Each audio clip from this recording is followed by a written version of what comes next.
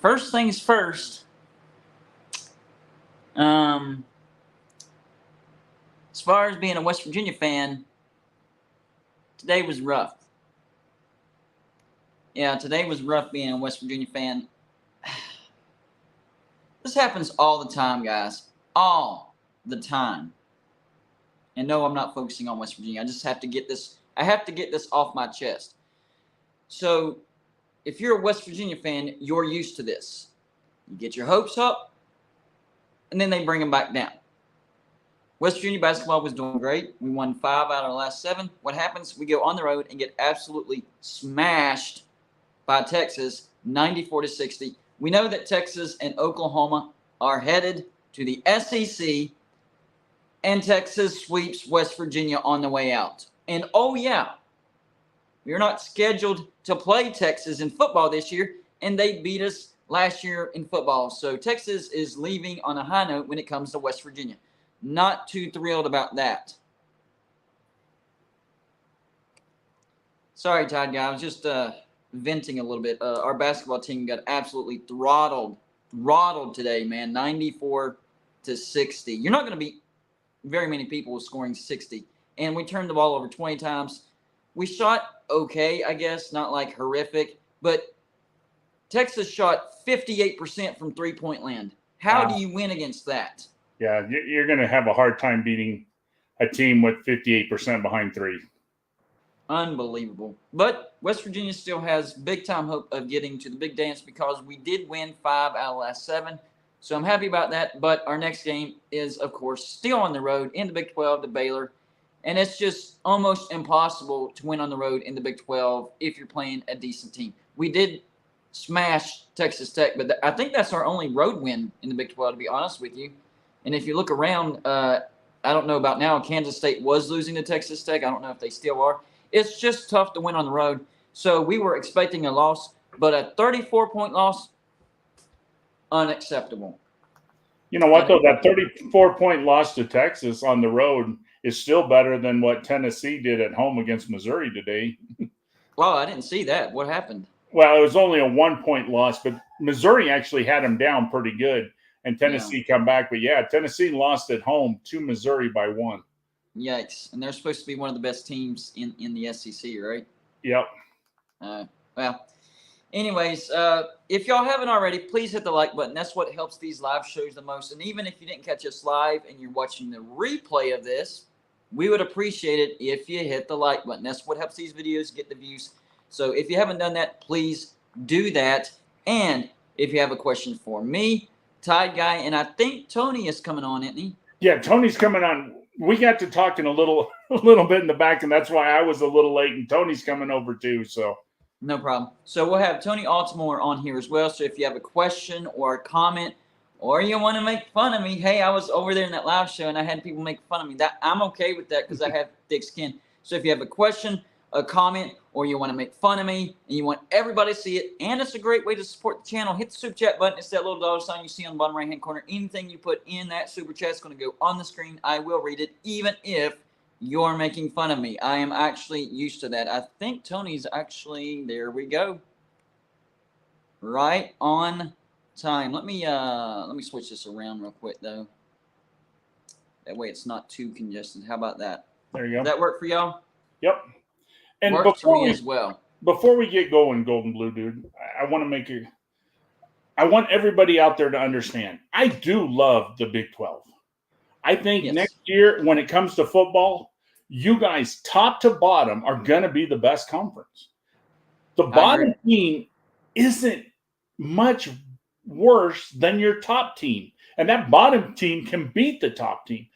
The worst team last year, Iowa State, their final record 4-8, not good. But if you look at their stats, they had a top 20 defense. Yeah, exactly. So if they had a halfway decent offense, they would have been a very, very dangerous team. So I concur with that. This will be, without a shadow of a doubt, this will be the last year that Oklahoma and Texas will be in the Big 12. And I think it comes at a good time for Texas, maybe not so much for Oklahoma as far as success. I think Texas could leave as Big 12 champs.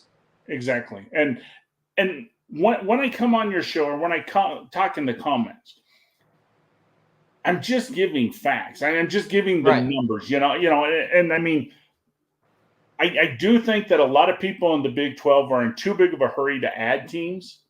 You might be right about that. Name me the first conference, the last conference that added multiple teams that worked out.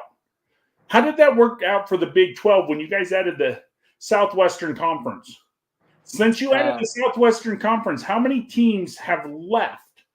Okay, so you're bringing in 4 teams. That's a lot of teams to get used to. Do you really want to add 4 more? Because now you're adding 8 and you only have 8. I mean, slow down. You guys are in good shape.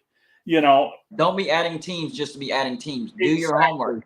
Yeah, you guys are in really good. The Big 12 is in really good shape. We just talked about this on Mark Rogers' channel. Like they went out and found 4 great teams who are good schools, who are like, good alignments for them. And hey guys, breaking news: Golden Blue to the Pac-12. How about that? There you go. We'll take. So who was I talking to? I said to somebody on Twitter today. We were talking about like random ads. I said, hey, if West Virginia will pack up and trade places with Wyoming, we'll take them in the Pac-12. There you go. Pack your body. Just come to Wyoming. You guys can set up shop there, and then just take the pack. We'll take you in the back. You know what? Actually, my wife's grandpa, he loves to go hunting over there at Wyoming. That's great hunting territory. So, especially if you want to live off the grid, Wyoming is the place to go. And sorry, I'm Jason slightly Mann, eating, so I have to turn my camera $2 off. donations. He says GBD are coming to the Pac-12. No, that's you go. There's the breaking news of the day. He's asking you if aliens are coming to the Pac-12. Oh, aliens, my bad. Well, I don't know about y'all. This is a separate conversation, but I'm going to say it straight up. I actually do believe in aliens. I think it's a very minimalistic view if you think that the human species is the only thing that exists in a massive universe. Now, will we ever see them? I don't know. Has somebody seen them? I don't know. But I do think that they exist. That's for a different show. We're not going to go down that rabbit hole. John Teal, thank you for the $5 donation. Says Tony and Tide Guy, will you two please explain how San Diego State and SMU are big gets? The last few GBD videos I'm getting ganged up on. Well, basically the reason San Diego State and SMU are big gets, and let's look at Utah. 10 years ago, where really was Utah? They beat Alabama in 2008, and I'm not taking that away from them, but if you take that win out, where were they? I mean, they weren't huge. They had a couple good seasons. Right, but what have they done in the 10 years since they got in the Pac-12? Okay, they're doing really great in football, but guess what? They've also made an extra $250 million a year in research. Now, I know you guys are here for football, but that is the facts. If you look at certain conferences, that's a big driving force. Exactly. And if you look at SMU, and Tony has all the charts and all the numbers. For anybody that's driving force, remember, we're talking about $250 million a year extra. It's not chump change. Yeah. And Tony puts up this chart that's awesome. SMU, academically, would be better than any team currently in the Big 12 besides Texas, and Baylor. So that academically, well, they're better than Baylor. They're better than Baylor. That's right. They're higher than Baylor. So they're better. The over on that is definitely the way to go as far as number of Pepsis. It's over. Yes. So that gives you academics, and that's what Pac-12 cares about. And then you look at San Diego State, and San Diego State is still better than most of the teams in the Big 12 academically. Plus, the Pac-12 they're losing USC and UCLA. So the Pac-12 wants to kind of keep a Southern Cal school. Yes. And San Diego State is an awesome school, not only academically, but look at their new football stadium. Look at the money that they're putting in to facilities. And look, without the money, look what San Diego State has accomplished in basketball. Look, they've had some good teams in football. They put quite a few players in the NFL. So San Diego State and SMU, honestly, SMU, I know football record-wise, no, but overall, SMU is really a better get than Cincinnati, Central Florida, Houston, and BYU. It is, but here's one catch for Big 12 fans, because here in GBD we're talking. There's a lot of Big 12 fans. Here's the debate on SMU. So there's a lot of people saying, did the Big 12 mess up on not taking SMU? Right. So you guys know from seeing me talking to SIGM guys, I recommended SMU as absolutely one of the best teams that you could have gotten. But I understand why the Big 12 didn't take them last time, because you have to rewind and remember the Big 12 already has two schools just like SMU in North Texas. Yep. I mean, right there you have two outstanding private Christian colleges with smallish, but very wealthy and successful and devoted fan bases right there in North Texas. You already have one to spare. So adding a third one just doesn't help as much when you can go and take Cincinnati and Central Florida and grow your market and go out. The problem is, when did the Big 12 make a mistake on SMU? The Big 12 made a mistake on SMU in 1996 when they didn't bring them in with the Big 8. But at the time, there was all sorts of drama at the time. The Big 8 and the Big 12 creation was a whole messy story. Lots of drama and saga in there. Houston, Rice, SMU, TCU, they all got screwed. We don't have time to delve into the history there, but like they kind of made the right. It's like the thing is they made the right decision not to take SMU every time there was a decision. Right. But in hindsight, retroactively looking back at it, of course you wanted SMU. Exactly. But they made the right decision at each time, if that makes sense. Yeah, because sometimes it just depends on what's good for this particular moment, and maybe it's not good this moment, but later down the road for that moment it is good. So guys, we got to do it. We're going to go down the rabbit hole that is the title of this video. All right, this is not a prediction, everybody. Let me be clear, because Go to Blue Dude has some crazy predictions. He's got Boise State joining the Big Ten, which I never said that, but you get the point. The rabbit hole is if, and that's the big question, if the Pac-12 does go away out of all the conferences involved, which I would say the SEC wouldn't be involved. Let's be clear, they're not. Big 10, Big 12, ACC. Who would have the best benefits? Who would benefit from the Pac-12, dissolving, basically? Here's the problem with that, and Tony will. Nobody would benefit. Tony will tell you the same. Stanford wants into the Big Ten, and nobody knows why the Big Ten said no, because academically standing, they fit. Athletically, minus football, nobody beats Stanford in athletics. How many years in a row have they won a national championship? They've won a national championship, at least one, every year since 1976. Unbelievable. They won 28 straight Directors' Cups. And actually, when College Football News did their – and it's the 5 years before the pandemic. When College Football News did their 5-year study, Stanford was actually number 8 in their football program rankings. Number 8. Tony, so can I borrow something from you, please, Tony? Yeah, of course. You can always. It's yours. Can you put up the graph that shows the Big 12 and the Pac-12 academically with SMU and San Diego State? Because we got a couple people in the thing saying that, Yeah. Got it right now. I want these people to see this. I want your boy Jay, and I want David C. GBD, it's a share screen for you.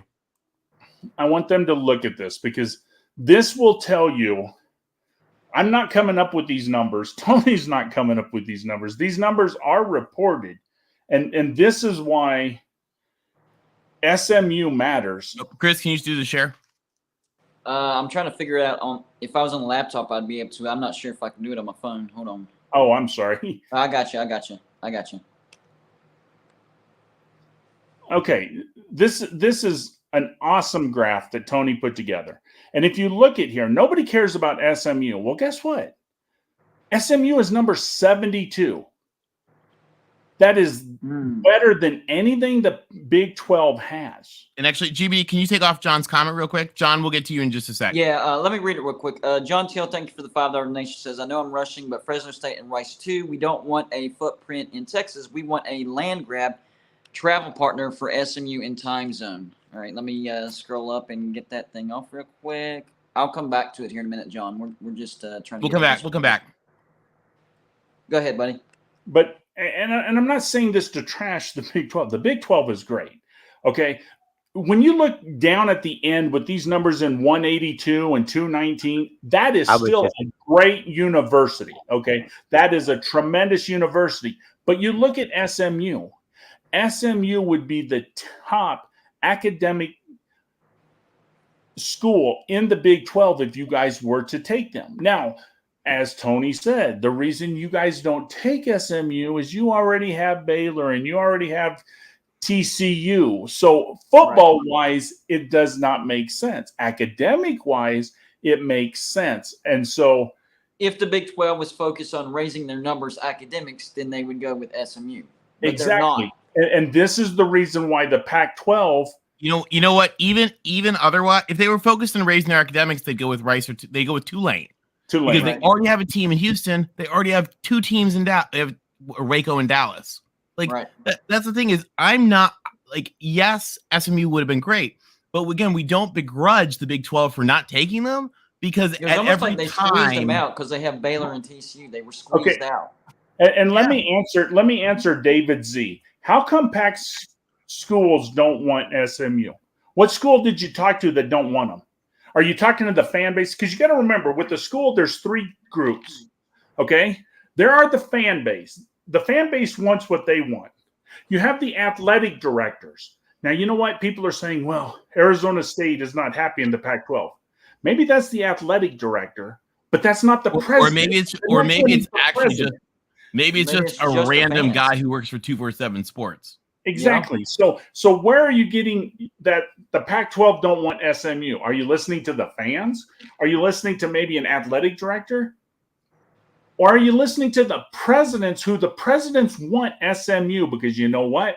Number 72 in academics and all that SMU offers fits into the Pac-12 real nicely.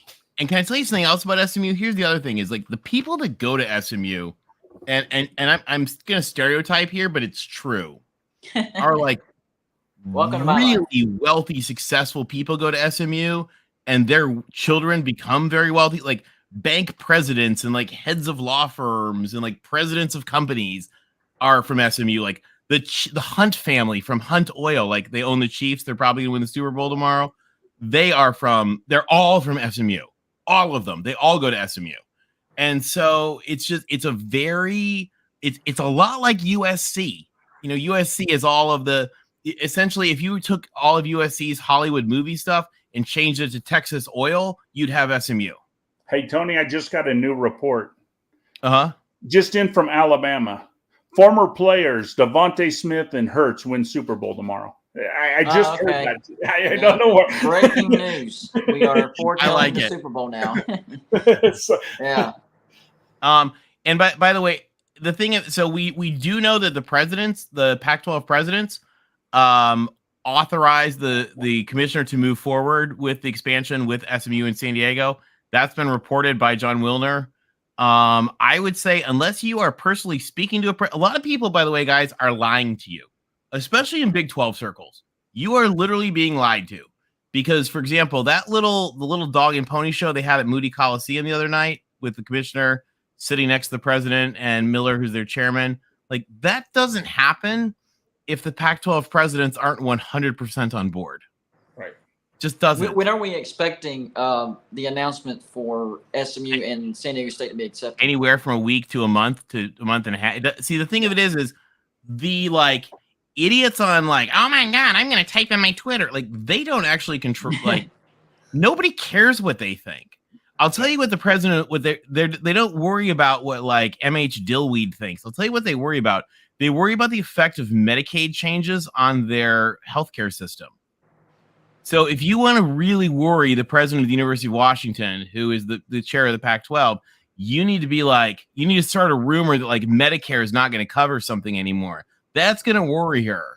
If you're going to start a rumor that Arizona State's being grumpy, that's not going to worry her. By the way, I will make a guess I do have bad news for Washington State fans. I've heard that the Senate bill that was being proposed to keep Washington State and Washington linked together, in other words, wherever one will be in a conference, the other will be, has been defeated. So no, it wasn't defeated. They're just not having to do it because Washington's not going anywhere. Defeated as in it's not going forward. But it doesn't have to go. They got the same regents. They got the same regents. It doesn't.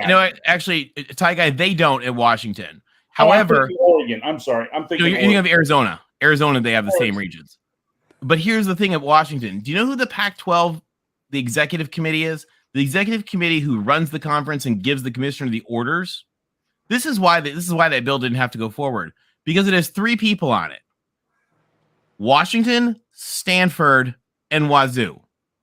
It's like they're literally 2 of the 3 people running the conference. So they're not worried. Can we get something settled real quick? I'm sorry, Tony. I got to get this settled real quick. Yeah. Can you put in a vote on who everybody thinks will win the Super Bowl tomorrow? Let's just get this settled and have the people vote and figure out who's going to win the Super Bowl tomorrow.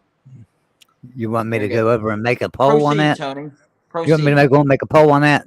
Yeah, make a poll on that. Okay, I'll have to go back. I wasn't coming in here anyway. I was actually just going to the back room to bring Tony's charts up because I knew he was on your phone. Okay. But I do want to say this. So going back to the announcement for the Pac-12 bringing in San Diego State and SMU, I will say this. I do think they will do it before the new contract is announced, and I think the new contract is going to come out next week. So I feel like you might hear something here real quick early next week. It wouldn't surprise me. I'll tell you. So we talked about this in our Pac-12 chat show. We don't yet. We can't project when it would be yet. But it would not surprise me at all if it was very quickly. Right. I'm not saying that because I've got anybody telling me that. I'm just saying that would be my guess. Is they're going to announce who's coming in before they announce the new contract. It'd be my guess. I mean, so all right. I'm gonna get out of here and I'll go post that in the chat. That should be interesting. I want to see where everybody thinks on the Super Bowl. Yeah, I think one thing that helped the Pac-12 Clint, sorry, we made that over dinner expansion. if we fixed it. I think that helped the Pac-12 because now they're guaranteed a playoff spot once the playoffs expand and, easier path. Even if teams are going to leave with that, at least it slows them down. Now it's not going to be a rapid thing if it does happen. I think playoff expansion was probably the best thing the Pac-12 could have hoped for, especially the criteria that they laid out. The top 6 champions, you're getting in. So whoever wins the Pac-12, you're getting in. Now, if you're one of the 4 best champions, you'll also get a bye. So even if it's just one Pac-12 team, the Pac-12 will be in there. And I'm telling you, as much as I've crapped on the Pac-12 as far as gloom and doom, I've missed the Pac-12 in the playoffs. I feel like there has been a void in the playoffs. I'm old enough to remember, which wasn't that long ago, but, people in their 20s and in the lower generation don't remember just how dominant USC was in the early 2000s. And whenever Pete Carroll left for the Seahawks, those were good days. Those were good days. And I miss that. Well, and I'm not a USC fan, and I miss that. Think about this. The playoffs are going to expand. So we're going to 12 teams. So each conference is going to get 1 team in. We know that, right? Right. So realistically, you're a West Virginia fan. There's a couple people in the audience, who are different fans. But as a West Virginia fan, do you really want Utah to come on over? No, I don't want any of those teams from the West. Absolutely not. So actually, for the first little bit, it's better to just stay where you're at, get, Central Florida, get Houston, get, Cincinnati and BYU, get accustomed to them, get everything going, because nobody's going anywhere right now. Find out how it is and then make a move, because right now you guys just lost the bullies. You just lost Oklahoma, and you just lost your biggest headache in Texas, not on the football field, but, in the conference. With the zing. So enjoy yourselves, And I do want to make the comment, because a lot of people are telling me, oh, the SEC, you need to watch out for Texas. They're going to cause you a headache. The problem with Texas and the SEC, guess what? They're a little baby destroyer in our Navy. They're not a battleship. They're not a carrier. They're a little destroyer. They're not going to make the noise they made. They're at least a frigate. A frigate, yeah. But keep in mind, though, and you guys are gaining BYU. So you're getting rid of one headache in Texas to get BYU. You are. You've got a headache coming. You got a headache I'm coming. hoping, whether it's 2036 or, they figure out a loophole in the grant of rights, I'm hoping that the Big 12 focus on the east side and helps out Cincinnati, West Virginia, and UCF. That is what I'm hoping for. Like, I know that getting teams out of the West would be good because of brands coming into Big 12, but it would be bad for teams on the east side. I mean, travel is already ridiculous. Our coach, not just football, like our coach Bob Huggins tweeted about the loss today, not just how bad we played, because we did play bad, but now he's saying, now we got to go on a bus and go down to Waco and prepare for a game against them in a couple of days, because that's how we have to do it, because West Virginia is in a different time zone. All of our away games are in a different time zone. Oh, but they brought in UCF and Cincinnati. Really, the only team that helps us out in that is Cincinnati. UCF is still really freaking far away for West Virginia. Also, Cincinnati's not close to you. It's a 4 or 5 hour drive. Like, that's not like close. That's like me driving to, I don't know, Blacksburg. From the upstate. Golden Blue Dude, we got bored last night. Me and Tony were on a call. Happens to me. Me and Tony were on a call. I lied to Tony. I brought him in on a call. I told him it was going to be 10 minutes, and it was Gilligan Island. We were on for over 2 hours. But it was fun. We were having a good time. We pulled up a map, okay? And if you guys were to add Washington. You want me to pull that up? If you add Washington to UCF. Let me know when you got it, Tony. Washington to UCF, right, is further. I live in Mexico City. I would be closer to Washington University than the people in UCF, okay? So imagine that. We were playing around on the map. And think about that travel. That is crazy. Yeah. And technically. Chris, you want me to pull the map? Yeah. Let me know when give me you just a sec. You guys want Gonzaga. By the way, I love Gilligan's Island. Yeah, Gilligan. You know what, though? The funny thing about Gilligan's Island was it was only 3 seasons long, but it seems like it was forever because there's a lot of episodes. Yeah. Houston, we have a problem. When you got your new phone the other day and you was trying to get logged on YouTube and you was having trouble, apparently you had to reset the password, and I can't get in there now. So we'll have to. We can't do the poll until after we can get. Till me and you can get together and we can. Yeah, so not a big deal. Oh, the password's Joey can't do it. Yeah, but Joey can't do it, so that would be right. I'm a guy, and he just told you. There you go. All right, Chris is in there. All right, Chris is in there. Yeah. Oh, it's in there. Okay. Here, I'll bring it up for you real quick. Go ahead, Joey. But yeah, I mean, look at this map and look at the different conferences and on a map how far away these teams really are. Yeah. They're not close. Because people, whenever you say a university, they know what state it is, but sometimes that state is really, really big, and it's on the other side of the state. And you didn't realize that's an extra 5 hours. Well, and that's what I told Tony, because we talk about travel partners. Yeah. You look at BYU on there, right? Yep. Okay. And you guys want to add Gonzaga because that would be look how far away Gonzaga is. Gonzaga's right here by Idaho. Essentially, you got Idaho and Wazoo right here. Gonzaga's right by them. Yeah. So I mean, look how here's far BYU. away that is. Like that's further. Look at everything over here. Like Here's my That's thing. far. If the Big 12 gets Gonzaga, then I want them to get UConn in basketball. Now, I don't think that's going to happen because UConn loves the Big East. But, Right. man, you have to balance things out. I don't want the Big 12 to go West heavy. That's my one biggest fear as far as being a West Virginia fan. I mean, it's great for the teams in the Southwest and in the West, but for the teams in the East, that's terrible news. I mean, that's the worst news in the world for West Virginia fans. I mean, that's even farther than our farthest opponent. Luckily for us, in our first year for the schedule, we drew all 4 of the newbies, and we don't have to go to BYU. So after, looking over it a bit, I'm actually happy with the way West Virginia's schedule is laid out, except for they took off the home game to Texas, which would have been the tiebreaker. And now Texas gets to leave the Big 12 with the win over West Virginia. Not happy about that. And they kind of blew it with the Houston-West Virginia matchup. They had one chance for a first impression. Sends Houston to West Virginia. Dana Holgerson playing his previous team for the first time in a hostile environment. Well, they matched up West Virginia and Houston, but it's in Houston. Yeah, that was not well thought out. No. I don't have all the conferences on here. But we were also talking on here. You look at these moves. He don't have the Southeast Conference, but everybody knows the Southeast Conference. The great thing with the Southeast Conference is, as an Alabama fan, when I was in Alabama, guess what? I could hop in my car and drive to all the games. You know what I mean? As a West Virginia fan, are you really going to drive? Yeah, guys, sorry. This is not a map of everybody. This is disregard. We're making it work. Yeah, you're good. Use your imagination for some of them. Yeah, like Nebraska's on. You know where Nebraska is, though, so you're fine. Hopefully, everybody knows their states. That would be a whole different conversation.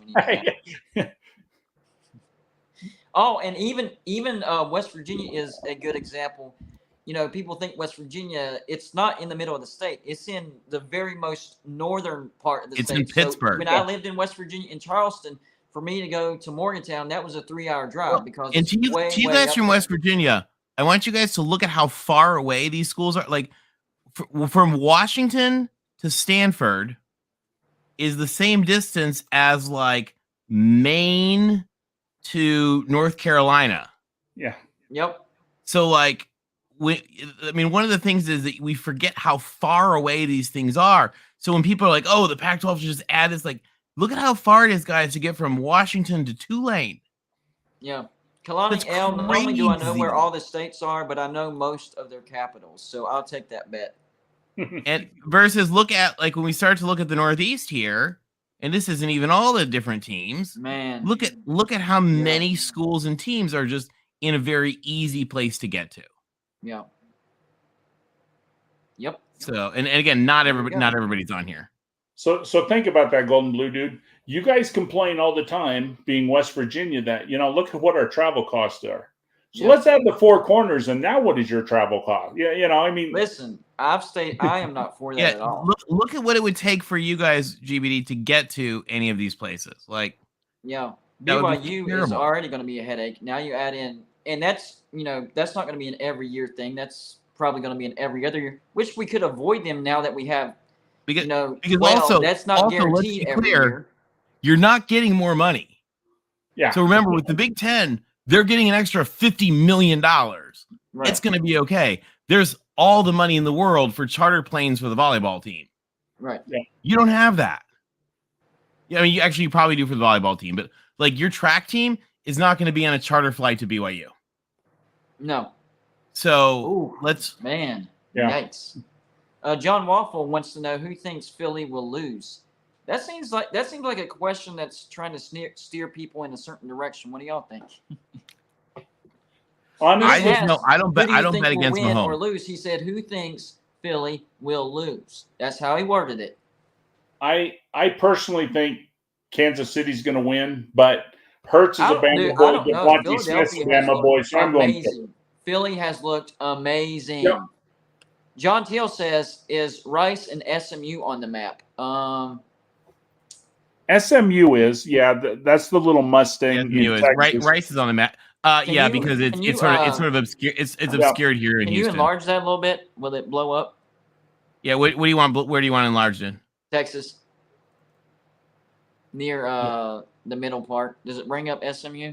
Yeah, SMU is right up there with the little Mustang by TCU. Okay, I see it. Rice and SMU. What Houston are about, right next to each other. They're on top of each other. Yeah. And there's Rice. Rice is near Houston. So yeah. And to the guy who's making the comment that says you don't need a charter flight to BYU as a hub, you actually do, because they don't usually run the flights in the times that you are taking your team back. That's part of why it's so hard to get to Texas Tech, is because your flight times that you would need to leave are impossible.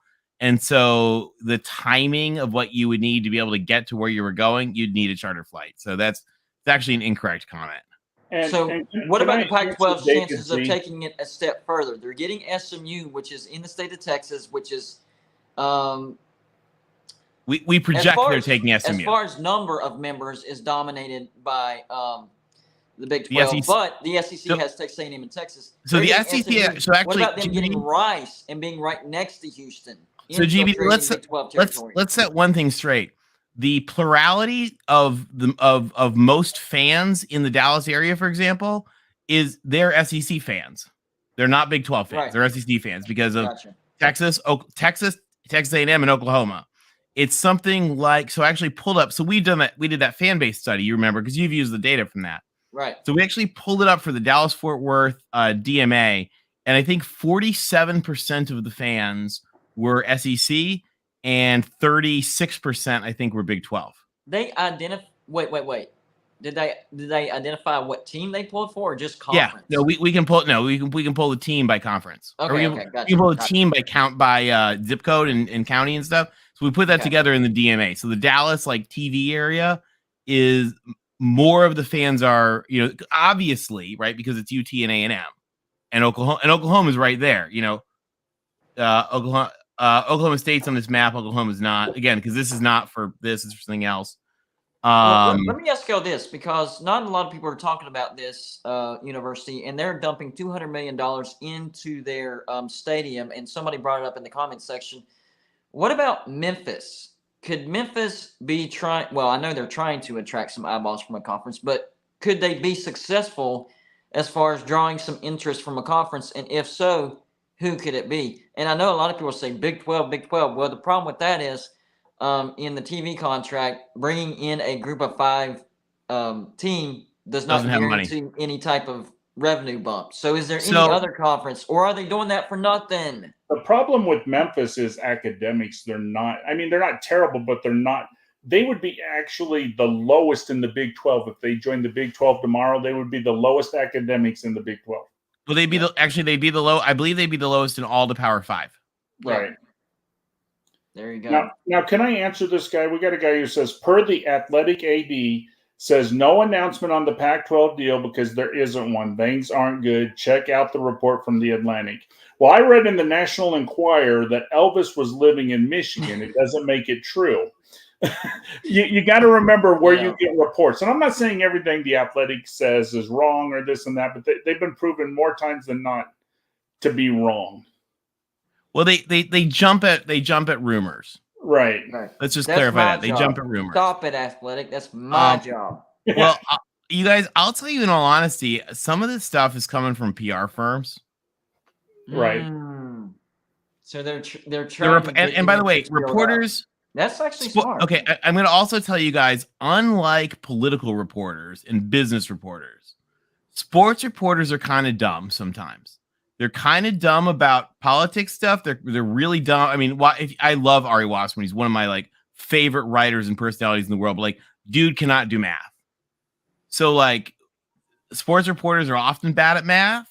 And so, I did a video today where I admitted I was bad at math. Good call. There you go. Well, so a lot of times these guys are making comments and stuff that from a business end make no sense, or they report things. The other thing is sports reporters, PR firms can manipulate sports reporters really easily because unlike business reporters and unlike political reporters, they don't realize that they're indirectly being fed stuff through a PR firm. And we're seeing a lot of that. Yeah. Well, I mean, whenever things are uncertain like this, you're going to have certain people, including myself, that try to get conversations geared in certain directions, or at least getting people talking about it. But the thing that I would say is, whenever I do my videos, I try to make sure that people know that it's for entertainment. These are just scenarios that I'm thinking up. But with people that you're talking about, that actually could be a little bit more dangerous, because they're coming off as solidified, confirmed stuff like that, in which case they're not. Exactly. That's a whole different story. Okay. I want to let the audience know, David Z, I am an idiot. Okay, I've never claimed to be anything but an idiot. But I'll tell you what, where I get my information from is actually more credible than The Athletic, what they reported just the other day. Okay, there you go. I will admit, I am an idiot. Okay, I'm a crayon-eating Marine. I never went to college. I don't eat crayons. Yeah, that's what they call us Marines, Golden Blue Dude, crayon eaters. We're but dumb. y'all do the backbreaking work as well. Exactly. John Teal is trying to get a Super Bowl comment in. He says, tomorrow Jalen is going to tell Tua, "I'll see your natty and raise you a Super Bowl." Oh, there you go. Oh, there's a Philly prediction right there. There's your first major Philly prediction. And I think Tide Guy is going to agree with that. That'll be a good one. Well, and Ty Guy, when we were looking at this map, didn't we find yesterday that Washington to Arizona is halfway to Mexico City? Yeah, actually, Mexico City is just a little closer. It's closer to Arizona than Arizona to Washington. Okay. Yeah, I mean, and for those of you who don't know, Mexico City is way down in Mexico. Hey, Tide Guy, this one's really going to open myself up. But since you talked about eating crayons, this is actually a fact. When I was a little kid, I actually had this blanket that had like really thick fuzz on it. I was a fuzz eater. And that's probably the reason why I got Crohn's disease and all the stomach issues and all that stuff. I probably haven't excavated or pooped it all out yet. They just need to go in and root you out. But I'm telling you, I did.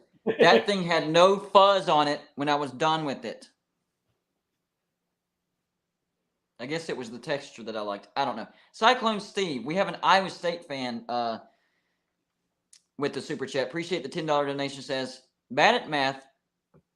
Out of pay, $40 to the Big 12, $10 to Fox with credit out of future distributions. The contract give $40 million in 2023 and 2024. Will they get credit for the year they are not in the conference? I'm not really sure what he's asking. That's what OU and UT. He's saying that Oklahoma and Texas pay $40 million to the Big 12. Yeah. 10, and this is each $10 million to Fox with credit out of future distributions. The contract gives $40 million in 2023 and 2024. Will they credit for the year that they are not in the conference? They won't pay. No. Yeah. So that's why I said in my video that the Big 12 was basically eating 60, because if they would have left in 2025, they would have paid $80 million. And we don't I think the contract is paying what it's 28 per team right now. I think this year. No, I think it was now, but in previous years it was 24, but I think this year's 28. 20, it's something like that. I mean, it's an escalating scale. I don't know exactly. Right. And then it goes to 31. It averages 31 in the new contract. And the other thing is, because some of these fans are really worried about 37 cents. It will be lesser in the first years and more in the later years. So it's like a 6-year deal, a 6-year extension? GBD? Yeah. So I don't know the exact sliding scale of it. So when we give that 31.7 average, that's the average over those 6 years. So like, just we're making up numbers, right? It might be like, 28 and 29 and 30 and 31, 32, 33, right. However that goes.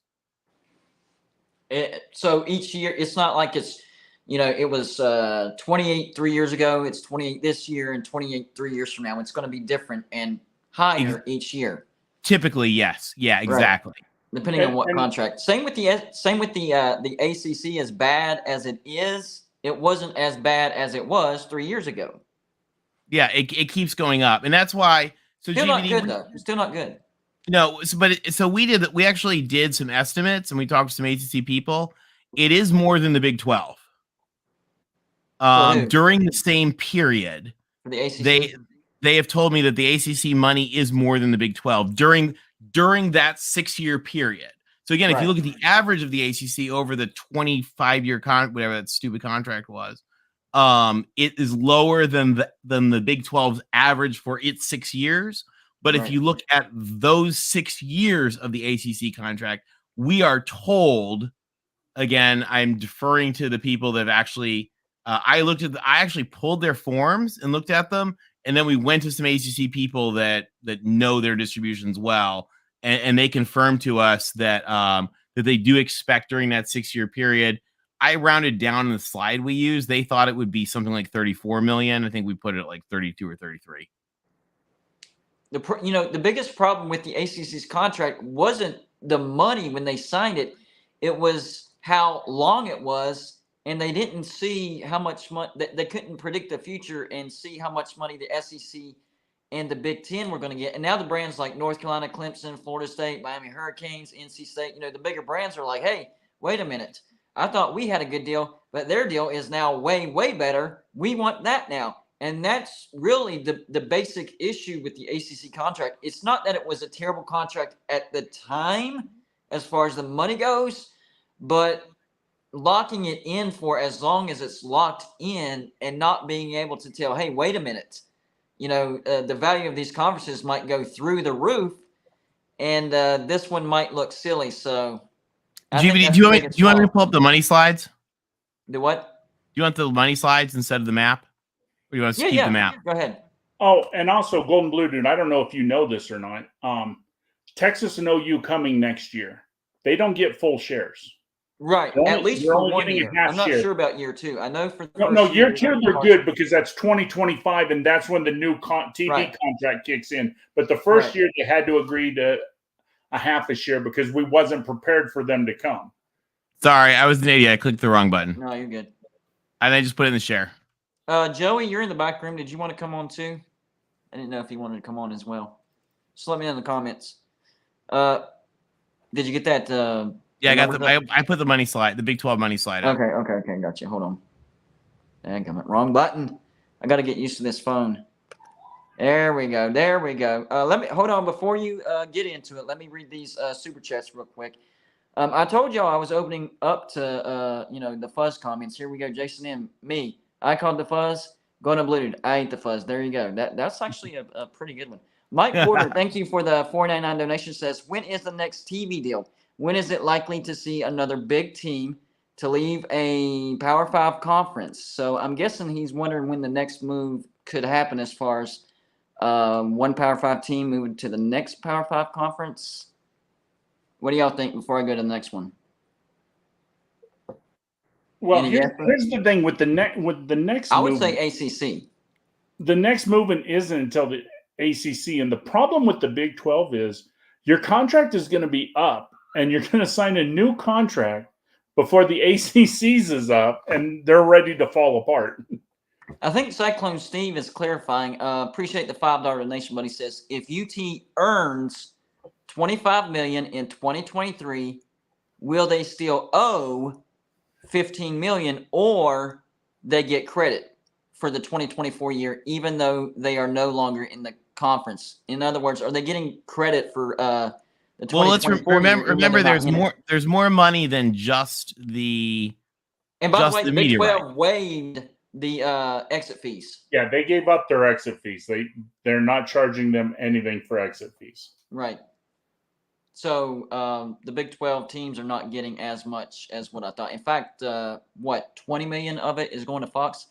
Justin R., thank you for the $5 donation. So with Diamond Sports, Bailey Sports, RSNs going bankrupt, could the ACC talk to ESPN and redoing the TV deal and getting access to all ACC content? I mean, that would be smart, but I don't know if that's possible. I don't know all the legalities going into that.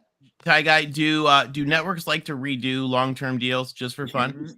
Yeah, they're not going to redo the deal. Unless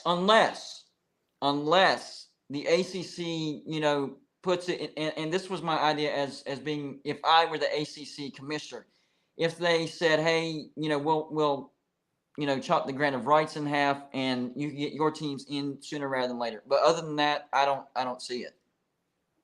You'd have to give ESPN a reason to renegotiate, something that benefits them, and even then. So let me get that off the screen for you so you can see it.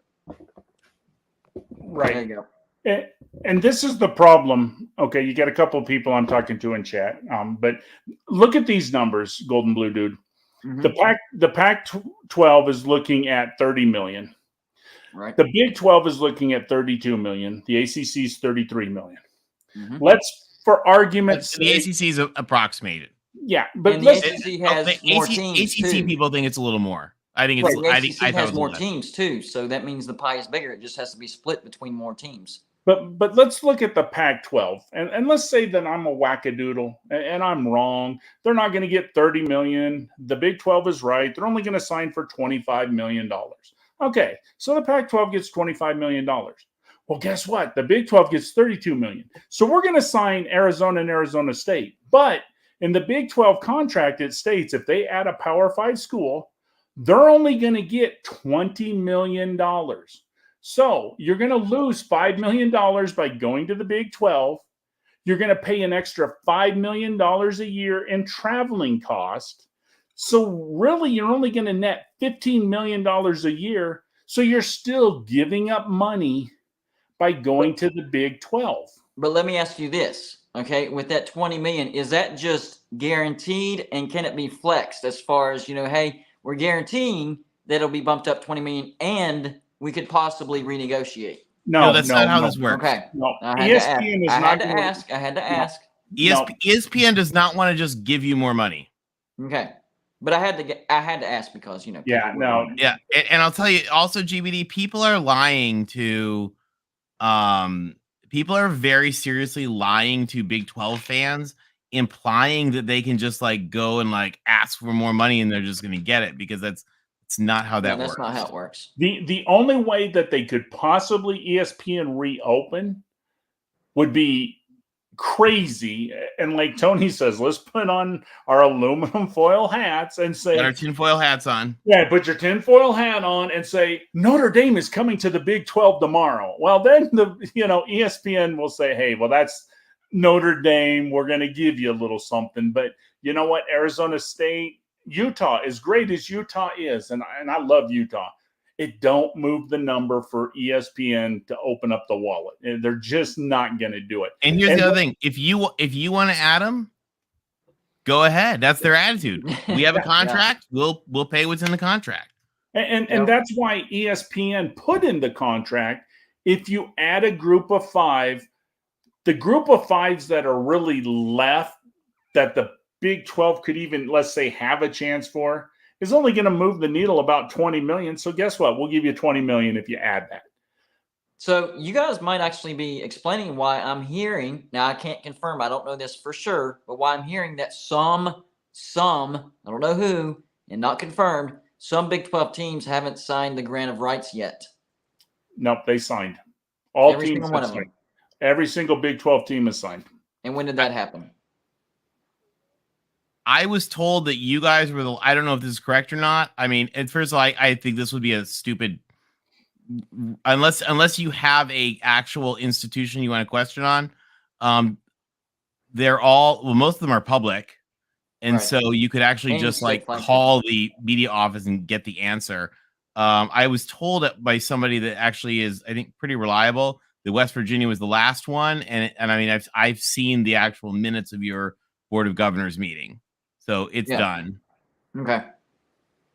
I wanted to ask that. I would believe it's done. It's a weird, it's part of this whole. So we jokingly talk about the 12 and on, there's a small. So Big 12 fans are awesome, absolutely awesome. I've taught on a lot of the Big 12 campuses. I've been to half the Big 12 campuses. Big 12 fans are awesome, but there is a group of nitwits that are really loudly lying to you guys, and the Big 12 fans that are awesome deserve better. Hey Tony, have you been to Morgantown?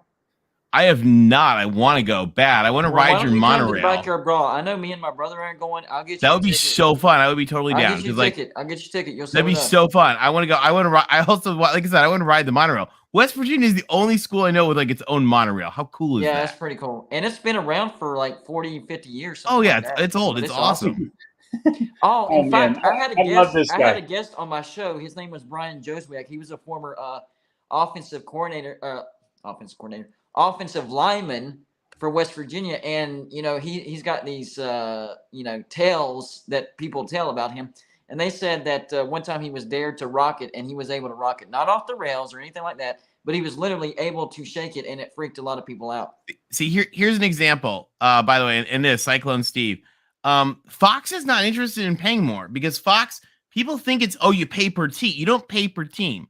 Fox has bought a certain number of games, right? Yeah, and I don't know what it is. What GB, you might even know what it is. It's something like 2 a week, I think. Yeah, they get the main slots because they have tier 1. So I think they get like the 330 if they want. It's basically what they choose. There's a whole thing. Yeah, they choose. And they get to play. They get the 11 the best matchups. They get to pick, and they get to time slot it as well. They get the 11 o'clock game, remember? Because if they want it, they get a couple. Yeah. They get to pick something, but it's something like, and we're gonna just use the example. Let's say it's an average of 2 games a week, whatever it is. I don't know, and I don't know exactly because it's probably like it's a certain number over the season. Exactly how they pick, and they horse trade with the other networks, and they play. But just let's call it an average of 2 games a week.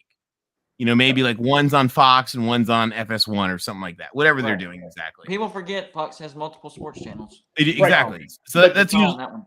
You guys usually have one there. Usually have one on Fox during the day, or one in the and so the thing is Fox only wants those. They only want that amount of content from the Big 12. They're not looking to like Big 10. They got the Big 10 filling up a lot of their slots. What about the way this is worded, Tony? He says, this is from Cyclone Steve. Yeah, that's what I'm trying to get to. That's what I'm trying to get to. Big 12 could ask Fox what they would pay more for the 4 corners. Yeah, so this is just what we were getting at right there. Okay. Is that they're not going to just give you more money because isn't it cool that you have like decided to like add more teams? It doesn't give them more content. Right. And by the way, here's the thing. They already have a contract. So it's zero. The contract is there. They're not. Let's be clear, it's zero. Now, here's another question for you. For as much as I see these Big 12 fans, I don't know if the schools are like this too, wringing their hands and freaking out over 37 cents. Are they gonna just like hand over millions of dollars just because it's cool? No. And I mean, here's the thing: you got a couple fans in the audience. One of them is an Iowa State fan, and he's the Pac-12 is going to come, and we're getting the 4 corners. Is Iowa State going to finance the 4 teams to come over? Since it's going to be a huge discrepancy, do you see Iowa State saying, "Well, hell, I'll give them $2 or $3 million to come"? These and by the way, remember too, deal would have to agree to give up some of their revenue. But remember too, you only have 20 million, and it's going to cost them 5 million more in travel. So your offer is 15. It's a net of 15. Right. Yeah. And this is not hard math, guys. This is just math. I had to come in because the funniest part of this conversation right here is, okay, the 4 corners come in, and the Big 12 goes to all the teams and says, okay, all of you pitch in a few $1 million each. I want to see somebody get some money out of West Virginia University who'd have to travel all the way to them 4 corner states from across the country. That ain't going to happen. I mean, Joey, it would cost you guys millions of dollars. And here's the thing, and I love West Virginia, but how much does West Virginia pay all of their assistant coaches in football? $3.85 million. So there might not be that much extra money for West Virginia to give up for another school to come in. You know what I'm saying? Because if they had all the money, then they would be paying the coaches a little better. I mean, the Big 12 needs to Connor Johnson, you just don't get it, man. Your comments prove that you don't get it, man. You're not watching the videos the way that I'm portraying them. So yeah, keep yapping, buddy. That is a good question. Are they going to launch a Big 12 network now that Texas is gone? Well, Texas is what killed you guys. I mean, because they went with the Longhorn Network, and they said no to it. You know, so now, will you guys get a network? You guys need to. Everybody else has one. Even as bad as the Pac-12 is, it's there. You can, you know, some people can find it. Yeah. I don't know. Ty Guy, they have it though. It's part of the I don't know why they haven't launched one yet. I know the ACC network hasn't been that great, and the Pac-12's maybe it's that. Maybe seeing the ACC network not doing great and the Pac-12 network not doing that great. But the ACC network's not a real network. No. Okay, and neither is the SEC network. You have to understand, we're talking about some very different things here. So the role of a Big 12 network is being played by ESPN Plus in the pay service. The Pac-12 network is a standalone, independent TV network that's about to be shut down, probably. The Big Ten network is a joint effort between the Big Ten and Fox. Yeah. It is an actual legit network. The SEC network and the ACC network are just ESPN channels that are branded like that. Okay. So that it's kind of a difference in that. So is ESPN going to make you your own channel? No, they're putting your stuff in ESPN Plus. So what's the why is the ACC network and the Pac-12 network not doing so well? What did they do wrong? Well, the Pac-12 network's problem is distribution because remember, let's use the ACC network as an example. It's an ESPN channel that ESPN just does. They don't get any money from it. Like the money comes from their contract with ESPN. Yeah, with their tier 3 money. Yeah, and ESPN puts that on there. So what happens then is for the Pac-12 network, they were going to try to make all the money and then be able to sell the network. They were trying to do essentially what like the Yankees did, what the Mets did. Outsource it. No, not outsource it. They own the network. So the goal was build up the network, get the network to be worth a lot of money, and then sell the network. Oh, so just straight up sell it. Yeah. And make $100 million a team for half the network. That was their goal. But the problem was they didn't get the distribution. They didn't get it on like DirecTV. They've had messes with the distribution, and then people weren't watching it, and it sort of spiraled into a problem. Now they're just going to offload it. And so what they're going to do, because they actually have great production facilities, this is why the Pac-12 can make Amazon work, is the Pac-12 spent a fortune on spectacular technology for their network. It's really well done. And so Amazon doesn't want to have to actually produce the events. So the Pac-12 will produce the events and they'll put them on Amazon. Just to be clear, Cyclone Steve, we're definitely not looking down on you. I think Jeff and Tony are calling out the sources that you saw your information from, not you. And honestly, Cyclone Steve, for 16 years, I lived in a small town called Madrid, which is less than 25 miles from Ames, Iowa. I grew up right outside of Ames, Iowa. 80% of my friends either graduated from Iowa State or are Iowa State fans. My uncles all donated money to Iowa State. I like Iowa State. And I love the Big 12. I think your additions are fantastic. What we want you guys to help understand is we want to help you guys not fall for literally some of the not. And by the way, you guys can make your own decisions. If you guys think, for example, that's the point. There you go. If you guys think with the real information that Arizona might want to go to the Big 12, okay. But here's what's also really, really, really, really important, especially here on our Golden Blue Dude channel, at least really important to me. And that is a big difference between is going to and I wish would happen. Yeah. And anybody who wants to talk about I wish would happen, wouldn't it be cool if? Absolutely. Those are fun conversations. You can even throw in, I think this could happen, not I'm predicting it will, and it will. Yeah, the problem is people are lying to the Big 12 fans and saying this thing is going to happen to you. And they're getting all antsy and up in arms about it. And I honestly think it's because you guys have been screwed over so bad by ridiculous circumstances historically, which you deserved better on. Yeah. Tony, you're going to have to put the tinfoil hat on and explain what you think again. Well, here, hold on. I think one of the biggest things Tinfoil that's kind of hats. steered people in this direction is I should go get some tinfoil. We should all- totally all- have. Oh my I'm God, gonna Jeff! make one, Tony. I'm gonna make a tinfoil hat tonight. I'm gonna make one. I'm gonna put it on so that we're clear when we have our tinfoil hats on. Now, Tony, are we gonna make it like a dunce cap, or are we gonna make It's got to just be done. It's got to be done. I think it might have to be dunce cap. I don't know. Influence people, even myself, is I'm all totally these going to get articles tinfoil. I'll coming be right from back. Arizona and Arizona State sources saying, really, really mad. The negotiations between ESPN and the Pac-12 aren't going very well. I even heard today that ESPN did have a TV deal, and they actually pulled it because Disney is trying to make cuts, and they might come back around and give them another offer, but it's going to be much slower. Here's the problem with ESPN. Okay, everybody says ESPN is hurting for money. The reason ESPN is hurting for money is they're paying certain people way too much money. They overpaid people, and that's why they're hurting for money. Do you know who the people would be?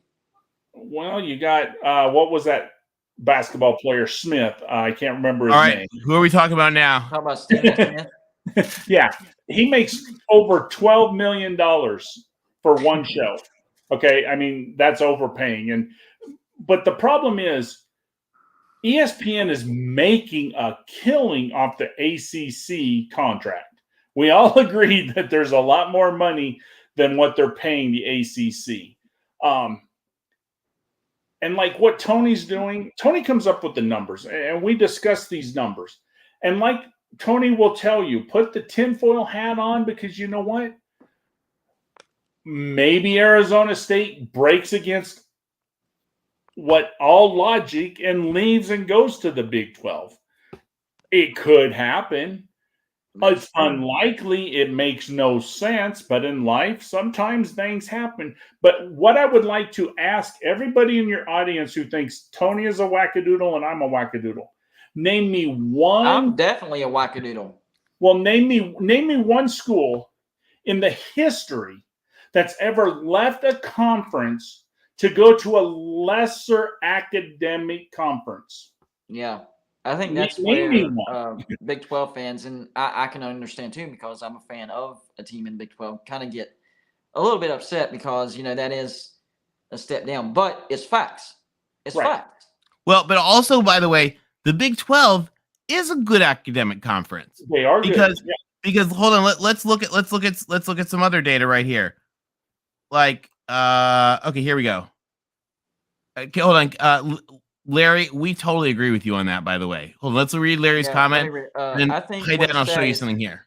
There you go. And it's a great $10 donation. Appreciate it, buddy. Thank you, Larry. I think what is sad is people hoping for universities, fans, and conferences to suffer and be abolished. Let's be better than that. Absolutely, absolutely right. And I think all this conferences being done away with, which I would say there's landing spots for everybody, but at the same time, a lot of people who have teams in these conferences love the conferences as well.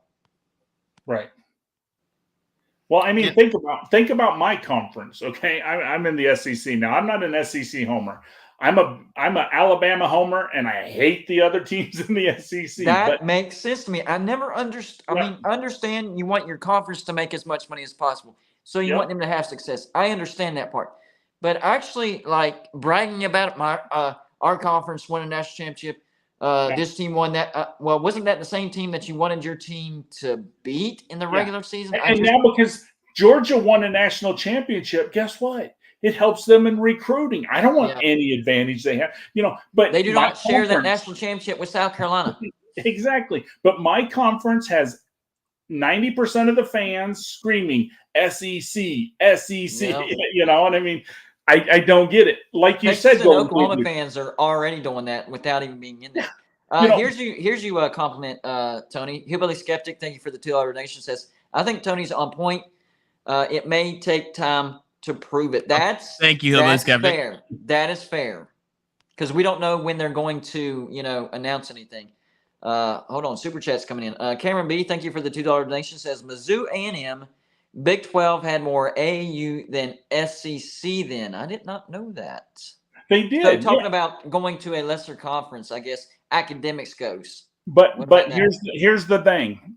What you got to look at is AAU is not the end all.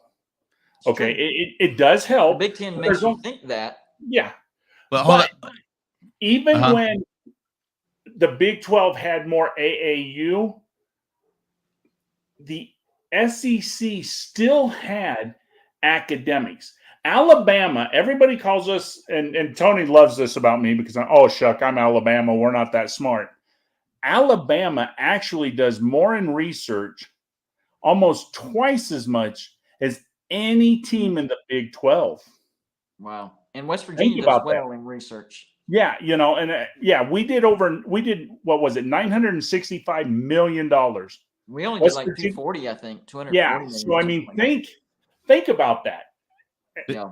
And the thing is Alabama and Cal are two schools that reclassify some of their research into their subsidiary parts, and so you kind of have to like reconstruct Alabama and Cal. And Tony, Alabama, so we can see your face again. Justin R. Okay. Thank you for the this is a rivalry comment. That's what it looks like. Thank you for the $5 donation. But it is, I like it. Yikes! I want football teams to suffer.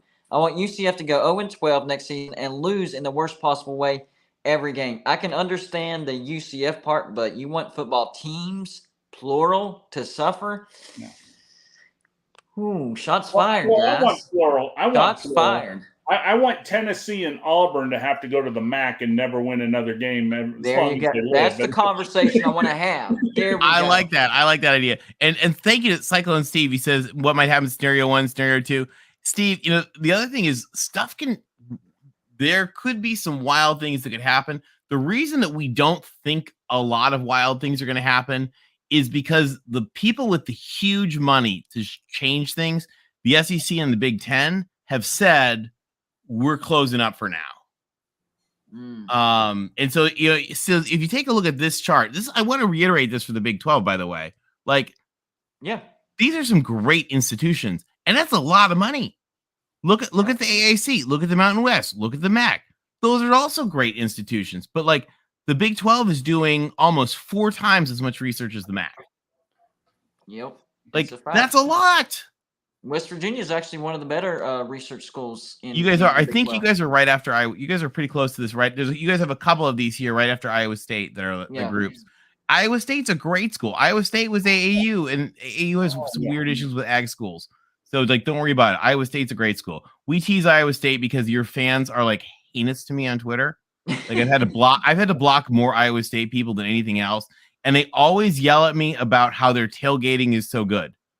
Yeah, and I know it is. It's really good. You gotta love it. It's so good. It's so good. It's so good. Whenever Iowa State was having a lot of success, I merely suggested that if he keeps having success at Iowa State, that a bigger school with more money could come and pick him up. I wasn't trash talking. I was just saying, hey, he's a good coach. And I got banned. Nothing on Cyclone Steve. He's a great subscriber, great viewer. That's not what I'm saying. I'm just saying they take things serious. Okay, so Cyclone Steve just made, I think, a really good comment. And let's can we talk real quick about this one? Can you put this up? I would love UCF Memphis. Let's see. Where's it at? Where'd it go? I think he means USF. Yeah, I think here we go. USF. Yeah, hold on. Let me pull that up. Actually, Cyclone Steve, I agree with you. I got to find where that slide is. I absolutely agree with you on that, because here's one of the questions, and I'll tell you guys, this is a debate. Now, GBD, this should be like something you can make all kinds of videos on. All right. And that is, should the Big 12 think about making strategic additions regardless of the money? To where you say, you know what? That's a gamble. We're gonna have to pay. We're gonna lose. Would we lose less and take less money? Because we think it's smart to, for example, who did he have on that list? Okay. Well, the big one is like, this is a great site, Steve. This is a great list. So let's look at these teams right here. Look at Memphis first, Tony. Because travel-wise, they don't need a lot of money, because travel-wise, they're really close to all those teams. Yeah. They could take it half a pay and still make more money and still, be happy to be in the Big 12. And I'll tell you, so here's another thing, guys, and this is a good thing for West Virginia. Some of these that you see like lower on the academic scale, like they have a mission to fulfill. Like Memphis, very much in the city of Memphis, like that kind of stuff. Like they're fulfilling a mission. Fresno State is an ag school. It's part of the state school system. It doesn't mean that you're bad that you're at the end, especially like for the Big 12, because they're a little more. It's less of a priority. I mean, academics is a priority, but it's a little less of a priority. And there are very, very good schools that they could take. And that whole list that Steve made, I totally agree with you, Steve, because I actually think the Big 12 could look at it and say, like, hey, if we each threw in $5 million a year, we could actually make these additions, have a whole big group. There's a lot of really cool stuff that you could do if you wanted to make, but you have to think of it as a strategic investment. Sorry, go ahead. You're evening it out too, because you're adding Boise State on the west, you're adding Tulane in the middle, you're adding UCF on USF. USF. He means USF. He probably meant. Well, yeah, he meant USF because UCF is already in, and Memphis. And so here's one other. Out. It's not just west and it's not just east. And Harry who says institutions that grow the food matter. You're darn right they do. They matter a lot. They matter a ton. But one other thing to think about, and here's one of my strategies. This is a strategy question, right? That you ask in any business is, are you going to have to do it anyway? Yes. Mm-hmm. And so if you're going to do it anyway, should you do it now? I think that's how Brett Yormark thinks too, because he added BYU, UCF, Houston, Cincinnati. He knew the Big 12 was going to have to do it anyway. Well, no, Bob Bowlesby did those. Bowlesby. Yeah, that was before Yormark came. But I mean, one of the questions. Good call. So, for example, Gonzaga. If you're gonna add Boise, and you're gonna do it anyway, is Gonzaga just get distracting and getting in the way? This should be like 10 Golden Blue Dude videos. If you're trying to help the football brand, yes. Here's the question. I'm not sure about Gonzaga's academics, but they do have a great basketball brand. But the Big 12 Gonzaga's on here. Gonzaga is great academics.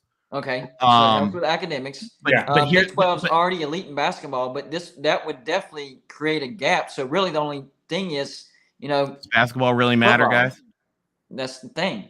Does basketball really matter?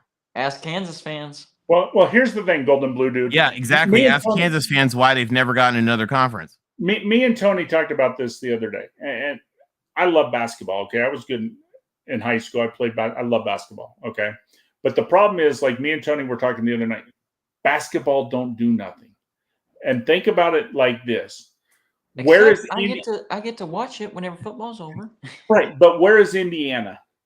Where is Kansas? Where is Duke? Okay, those are major basketball programs. Kentucky. Kentucky, yeah. They got rid of Bear Bryant because they're a basketball school. You know what I mean? Think about this. So basketball is great, but financially, the money is not in basketball. Basketball doesn't move the needle, or the Big 12 would be making more money because guess what? Baylor just won a championship a couple years ago. And they won back-to-back. Baylor and Kansas. Yeah, and you got Kansas. And, if basketball mattered, that would move the needle, but it don't, unfortunately. Hey, what about John Teal calling me out? I mean, this one is calling me out. Appreciate the $5 donation. Says, seeing that the Big 12 needs so much help on the eastern part, why not add South Florida and Marshall? Natural travel partners, GBD, don't be scared. Hey, South Florida, I actually think South Florida would be smart. Look at South Florida on the chart here. Marshall, look at South Florida on the chart. I can't bring myself to say Marshall. By the way, Twisted Chicken, thank you for the $5 donation, buddy. But Marshall, no, I can't. No. Yeah, you guys look at South Florida's research, and then look at South Florida's ranking relative to the rest of the Big 12. South Florida would be the number 2 research school in the Big 12. That's a good ad. And it would be the number 2 research and number 4 academic. Number 4 academic. And I think it would give a travel partner for UCF. It would give them, a little bit of help. Yeah. Also, Tampa's awesome. Oh yeah, I love it. Yeah, and think how many alumni South Florida is producing now. I mean, they're really big. Yeah. John Teal says, knife fight for Tulane with the Pac-12 and the Big 12. I think the Pac-12 would win that, though, just to be honest with you. You know what? It's New Orleans. It should be a bead fight. There you go. There you go. Hillbilly Skeptic says, what's the minimum water level when playing Monopoly in the tub? What? Hold on. Where's my tinfoil hat? Hi, Rooster and Chick. That might be the comment of the day, guys. That could be the comment of the day. I need to do that, for the super chats. You know what? We can't do it for this show because I wasn't prepared for that. But you know what? In the future, we're going to do a comment of the day for the super chats in the live show. And that definitely would have been it. Here's an idea, Golden Blue Dude, and I'll donate the money for it. What if you save the comment of the day every time you go? Okay. And at the end of the month, you pick the best comment of each week, and the top 4 you do a poll, and the winner gets a hat or a Golden Blue Dude T-shirt. That's fair. I like it. You know what I mean? And that way you could get some chance in that, and you figure out if you're going to do a hat or a T-shirt or whatever, and I'll buy the first one for your winner. That'll work, man. That'll work. So there you go. It's official. We are starting it. Comment of the day. The rest of that stuff I really didn't take in, so you'll have to email it to me so I can see it in words. And but we'll do that drawing for a hat or a T-shirt or whatever. Camera B, I'm going to get your super chat in real quick. Would KU academics improve in the Pac-12? Tremendous. Think about it this way, Golden Blue Dude. We told you about Colorado. In the 10 years since they left the Big 12 to go to the Pac-12, they make $300 million a year more. Yep. Utah. $300 million. All you have to do is say, ask Colorado. Yeah, or Utah. Utah, since joining the Pac-12, are now making $250 million more. So it's not that Colorado was the fluke. They brought in Utah too, and Utah went up $250 million. Okay, so yeah, I mean, that's why. And it's been a while, but this is the big thing. This is what people forget. That's why Arizona wanted to join the Pac-8 so badly. Arizona had just opened a med school, and they wanted in Arizona. At the time, guys, there wasn't much difference between Arizona and Arizona State and New Mexico and New Mexico State, or Idaho and Idaho State. Wow. And Jeff remembers this era. I mean, Arizona State had a really good football team, but it was a G5 team in the WAC. They were so irrelevant that they had to invent their own fake bowl to play in, because nobody would put them in a bowl. Now, that fake bowl they invented is called the Fiesta Bowl, and it worked out. There you go. 1971 Fiesta Bowl. It worked out really well. But literally, Arizona State made up a fake bowl in their own stadium because nobody would play their WAC G5. I mean, G5 before was G5, but they're sort of WAC cell. And Arizona, a guy named John Paul Schaefer, president of Arizona, believed that if he could get his school into the Pac-8 and run around with Washington and Stanford and Cal and USC and UCLA, that it would be transformative for higher education in Arizona. And there have been amazing articles about this, and it was. Arizona State, the president of Arizona State, Danny White, who's their most famous athlete, are all on record as saying the most important thing that ever happened to Arizona State in its history was joining the Pac-12. And to kind of help. And you guys think they're going to leave over 37 cents of nonsense from Lubbock? No. Right. And to help Tony with this point, Arizona and Arizona State in the 70s are UNLV and Nevada today. Yeah. It would be those two schools joining the Pac and doing what they did. That's about where Arizona and Arizona State was in the 70s right now, where UNLV and Nevada are. So that shows you what they've done. let me ask y'all this, and the comments are going to go crazy with the innuendos on this one. All right. By the Just way, let me know. I pick on Texas Tech because I love them. I've like helped teach stuff at Texas Tech. I love Texas Tech. I'm just picking on you guys because I love you. Red Raiders. But the I know, comment section Wreckham is Tech. going to go crazy Thumbs with up. with the innuendos on what I'm about to say. Do you think the Pac-12 will ever fill their hole with the state of Nevada, as far as probably not Nevada, but maybe UNLV? No, they have a no. What he means is if you look at a map of the country and you look at the Pac states, it's like a donut. There's a giant hole that Nevada is is the hole.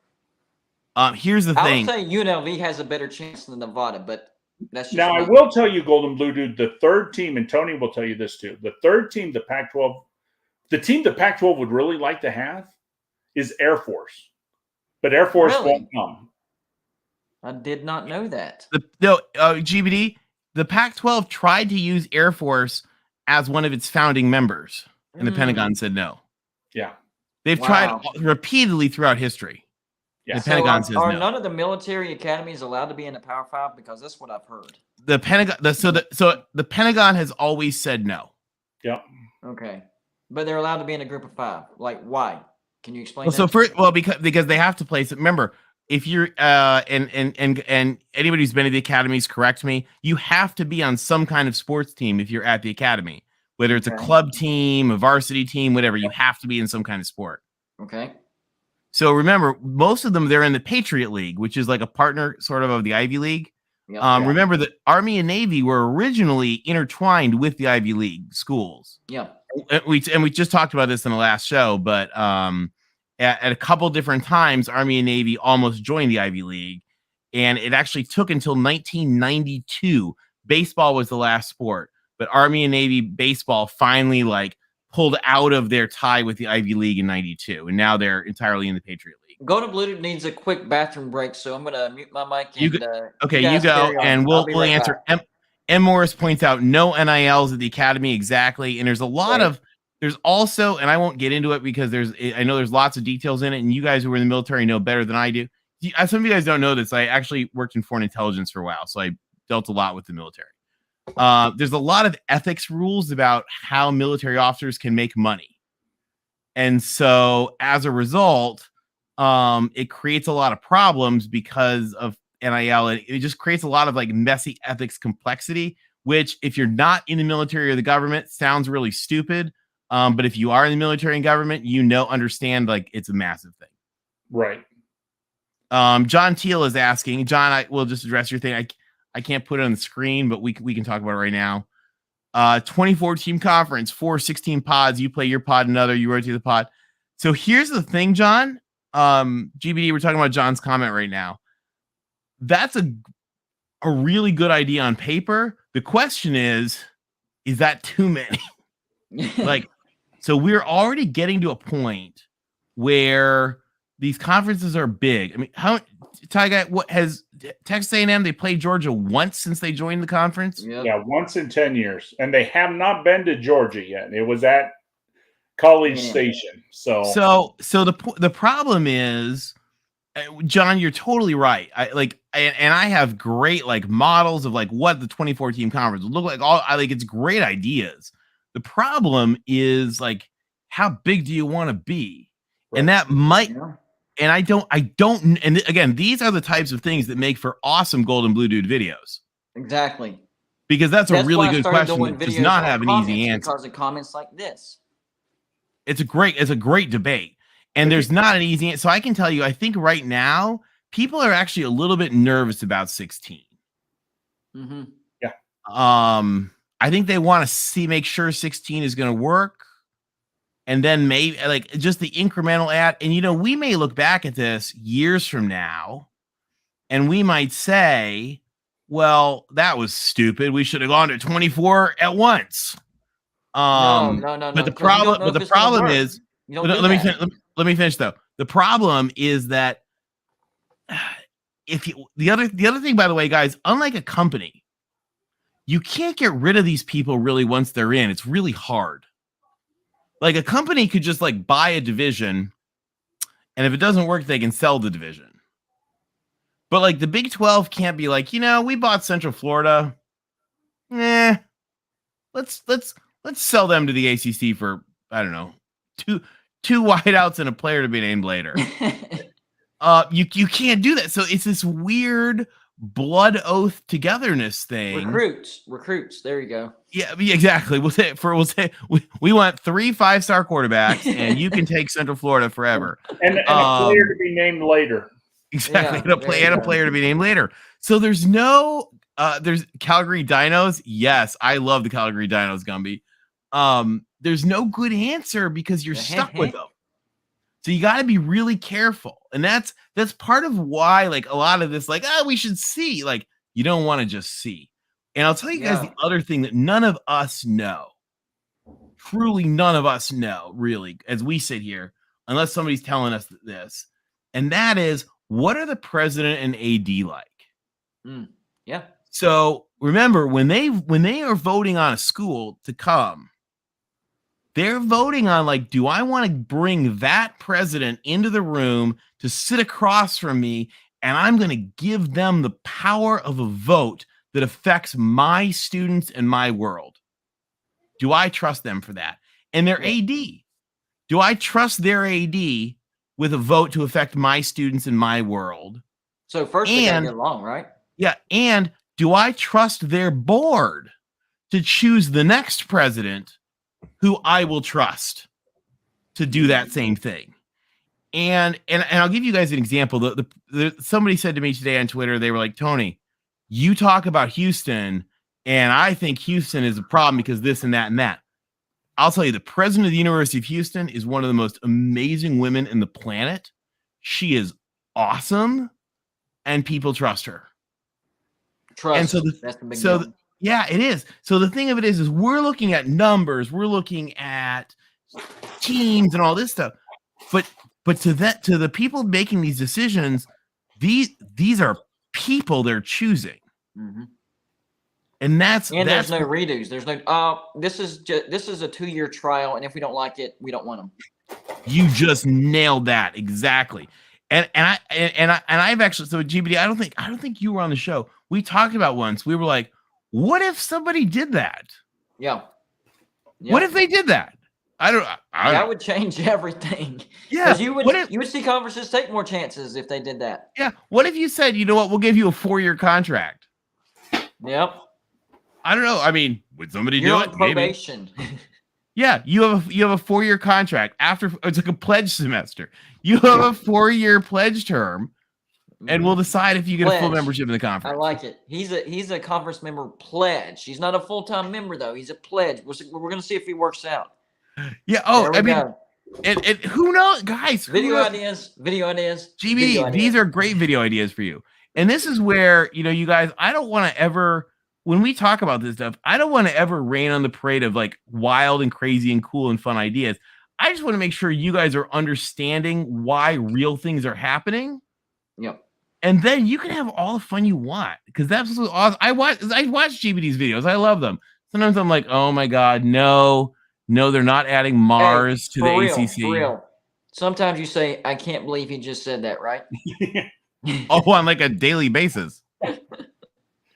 Yeah. And sometimes I'm somewhere. Sometimes I'm somewhere and they're so ridiculous that I like really want to watch them, but I'm like in a meeting or something and it kills me that I can't. Because I'm like, wait, what is he saying? You got to make sure nobody's around. And think of this, Tony. He's telling me that Oxford's going to join the Big 12. What? Yep. There you go. Think of this, Tony. Look at the history. Clinton, what house were you in? Sorry, go ahead. Think of the history. You had the Big 8. You had the Big 10. And then everybody thought the SEC in 92 was crazy because we added 2 teams and we started what? A playoff. Mm-hmm. And everybody said the SEC was stupid because Alabama was undefeated that year. And you're going to play an extra game. You're going to play Florida, and Florida upsets you. You're not going to make the championship. And then we waited, 20 years and we added 2 more teams. And then we waited 10 years and we added 2 more teams. I don't see either the Big 10 or the SEC going from 16 to 24. I mean, every time conferences have grown, It's been in small increments, 2 here. Now, yeah, the Big 12 had to do some things because teams left and this and that. But the problem is, and this is good conversation, nobody knows, what is the real number that a conference should be? Is 16 the right number? Could we make it to 18 and be okay? Can we go to 20? There were people a year and a half ago who said, oh man, 2 mega conferences of 32 teams. Yeah, that number I don't see working, but that's the problem. Nobody knows what the real number is. How much money is there? Because ESPN and Fox only have so much money. So keep adding teams. Eventually you're at the ceiling, and it doesn't make sense. And I think that's why you see the SEC and the Big Ten growing just a couple at a time. Okay, 14 work. We proved 14 work. It's the new model now. So now let's go to 16. Wait 3 years. How's that working? How's everybody happy? So if we add 2 more, you know what I'm saying? Yeah. And hold on, can I answer a really funny comment here? Yeah. This is actually really funny. M. Morris says, why doesn't Pac, I don't know if you can put that on there, why doesn't Pac look to Ivy League to expand? So the Pac actually exists because of an Ivy League rejection. Yep. This is actually really funny. So USC and UCLA in like 1956 were causing lots of problems and being really annoying to everyone else. And they were like on probation, getting all sorts of, and they were making a mess. Like they were going to try to blow up the Pacific Coast Conference. And Cal and Stanford were in a panic. And so Cal and Stanford, the Ivy League actually officially started, I think, in 1954. Cal and Stanford were in a panic. And so this new Ivy League had just started. And so at the AAU meeting, Cal and Stanford tried to convince the members of the new Ivy League to let them in.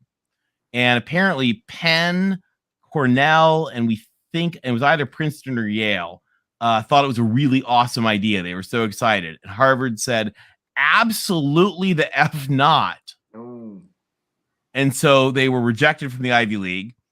And they went back to California with their tails between their legs. And they decided, well, we have to fix this mess.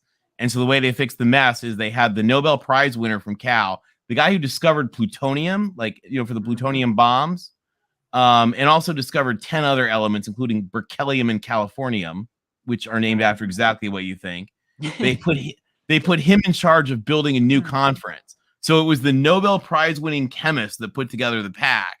And the reason he was able to do it is because he was the Nobel Prize winner. No one could tell him what to do. And it all came because they got rejected from the Ivy League. I did not know that.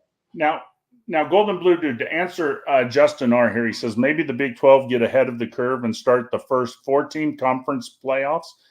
So they want to do a playoff for the championship. Here's the problem with that.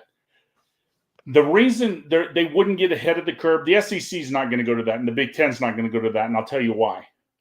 Think about this. Last year, the 4 best teams in the SEC was Georgia and LSU. They played in the championship. Then you probably had Tennessee, and then you had Alabama. Now, in the new 12-team playoff, the winner of each conference gets a bye, right? Does Georgia want to have the highest four? The highest 4. Does Georgia want to have to play Tennessee or Alabama, whichever one you want to put number 4, and then go ahead and play the winner of LSU? They don't want to add another game to trip up on and lose a chance at the bye. They probably would have ended up having to play Tennessee and Alabama. Yeah, and Alabama, we don't want to have to play, an LSU or that and then go play Georgia. We're okay with just the one game and move on. You don't want to add more games and take a chance that your conference champion loses. Yeah, I would agree. So I'm going to put this on a timer because Joey said he's going to be there's going to be another show starting, Traveling Fools, and I'm not trying to take from his audience. So we're going to set the timer at an hour and 45 minutes in, which is about 7 minutes out. So I just want to give you guys a heads up. That way I'm not cutting you off in the middle of a thought or anything like that. So at an hour and 45 minutes. Dude, I will tell you, if you got something to say, Traveling Fools is not starting until 11:30 tonight. Oh, okay. I was going. Yeah, because he just messaged. Yeah, he just messaged me and asked if I'd be ready to go by then. Okay, gotcha. Yep. Thanks for the update. I appreciate it, buddy. So the idea of conferences doing a 4-conference playoff for the championship, not a good idea. No. I mean, it would make more money for the conference. And if you're a smaller conference, you know, like the AAC or something like that, you know, but the extra money you're going to get is not worth Alabama or Georgia or Michigan State taking a chance at a loss and not getting a first round bye. Oh, see, I the love only way that that would make sense is if they came up with a playoff system where, you know, if you go to a 4-team playoff in your conference championship and both teams that make it to the championship, they get whatever. They get in a special privilege, whatever. That's the only way that makes sense. So the SEC people lose their minds when I say this, as do the Big Ten people. I actually designed once. We did a session on it, I think, once on Sikkim 365. Like, looked at a hypothetical. Gold Blue Dude, another great video idea for you. I could send you I'm on it. Pictures for it. We looked at a hypothetical of what would the playoffs be like if you could set it up so that actually the conference championships fed into being part of the playoffs. Hold on. Right. I'll be right back. Let me get a pin that works. All okay. Right. So, guys, and before you lose your minds, okay. Oh, hold on. I have to have my tinfoil hat on to say this. What if, like, the champion of the SEC was one of the semifinalists? Oh. And you could actually, like, and it filtered up. So there was like a couple game, you know, a game or 2 games, whatever, as the SEC went into that like mini playoff, and the SEC playoff was part of the playoff. I think that would be awesome. And everyone is right now. A couple of you probably died of like having a stroke when you heard that, but I think it would be sweet. Now, see, it would help the overall. It would help the overall. I have my tinfoil hat, so I can say that this way. Run that by me again, Tony. I think I would love a model where the conference championship games and or even a conference playoff, like for the SEC and the Big Ten, were actually part of the playoff itself. So, for example, like the SEC champion might be one of the semifinalists, and the Big Ten champion might be one of the semifinalists, and maybe like the Pac and the ACC champions play for one of the semifinalists. And anyway, I actually have charts of this, of what it could look like and there's like a 32 team model that actually works really well.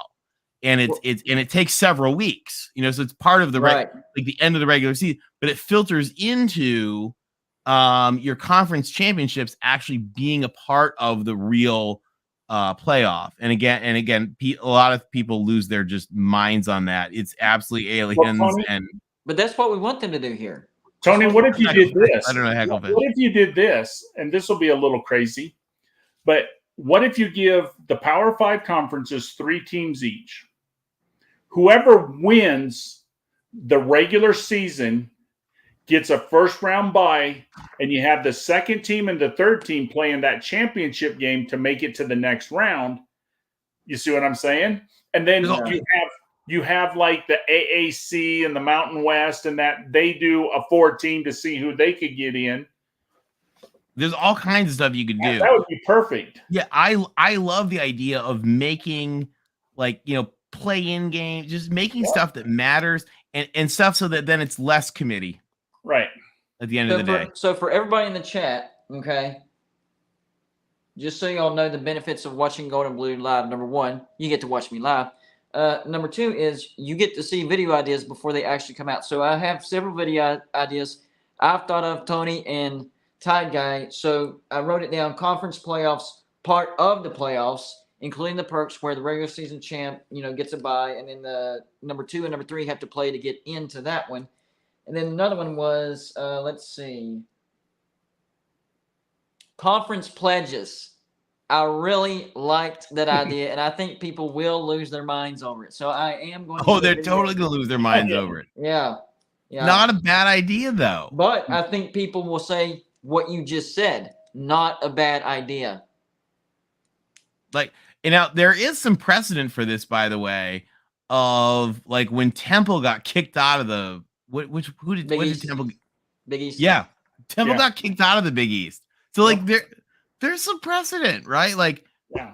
but what if it was just like, yeah, this has been fun, it's been nice, but thank you, and we're just gonna try Boise for a couple years now. There you go. But you know what? I think, and we would see a lot more additions because they would be like, all right, we're going to try this team out. If it doesn't work, then we'll try another one. But if it does work, then they're added permanently. Yeah. So I'll tell you guys that. Also, here's Golden Blue Dude. Here's another like tinfoil hat idea you could have, which would be, we talk a lot about like academic stuff.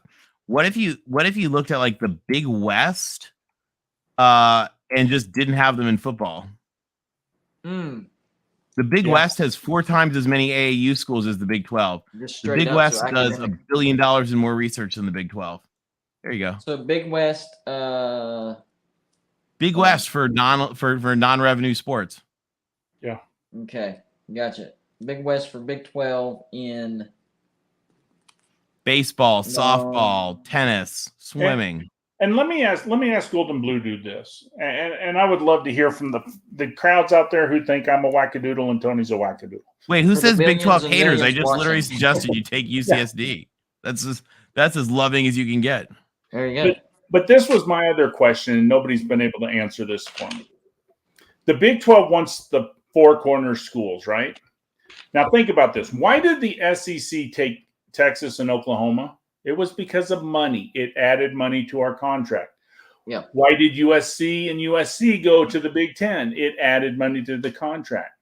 But if the 4 corner schools don't add money to your contract, why do you want them in your conference? And why did the Big Ten turn down Oregon and Washington at this point in time? Maybe the future changes, but right now they're not adding. Or Cal, who Tony will tell you is the big dog in academics, and Stanford. Who's the even bigger dog in academics? Yeah, so that's the question. Biggest dog. Yeah. I seriously I'll buy the book the day it comes out that tells us like what went down. Yeah, what went down to keep Stanford out and keep Cal out. That I would read that book. But don't forget about the wild card, and that is Notre Dame. I guarantee you, if Notre Dame said, hey, Big Ten, if you had Oregon and Washington would join. Hey, Big Ten, if you add Stanford and Cal, we'll join. In either of those 2 scenarios, Big Ten. So here's the thing. Somebody just said Ohio State blocked them. I don't believe that, because do you know who the president of Ohio State is? She has 3 degrees from Stanford, and she was on their varsity field hockey team. Yeah. She literally has degrees from Stanford and varsity letters from Stanford. Yeah, she's not blocking Stanford. I don't think she blocked him. No. I mean, she might not have picked I don't even think Stanford and Cal have, I know Oregon and Washington applied, but from what I've heard, I don't think Stanford and Cal actually applied. Oh, Stanford asked. No, Stanford asked. Stanford asked. Stanford asked. Got turned down. Yeah. Okay. And Cal tried to force their way through political hearings. Yeah. Wow. Yeah. They both asked more. And the other thing Tony will admit to, and I'll admit to, Arizona did look into the Big 12 when USC and UCLA left. Arizona State did. Everybody did. They all did. Teams leave. Like when the Big 12 lost Texas and Oklahoma, all your teams were scrambling. Well, would the Pac-12 take us if we, because you don't know what's going on. So these schools have, in case it explodes, where could we land? And then they realized, you know what, Cal and Stanford ain't going nowhere. Guess what? The Big Ten turned down Oregon and Washington. We're staying together. And the other thing, by the way, guys, let's remember too that like these presidents and executives, they're all friends with each other. Right? Like they all text and talk to each other. Like I'll give you an example. The president of Arizona, I think I think before this, wasn't he the president of Mississippi State? Yep, he came. And before that, his entire career, I think, was at Stanford. Wasn't it? I think he came from Stanford. I'm not sure where he came, but I do know he was from Mississippi State. And he was at Stanford before that. Yep. So yeah, the president of USC was the president of North Carolina. The UCLA chancellor was at Virginia. The you talk about Big 12, Pac-12. The Wazoo president was the former Kansas State president. Yeah. Yes. Who everybody in the Big 12 thought should have been chair of the NCAA, and a lot of the Big 12 people wanted him to get Yormark's job. Yep.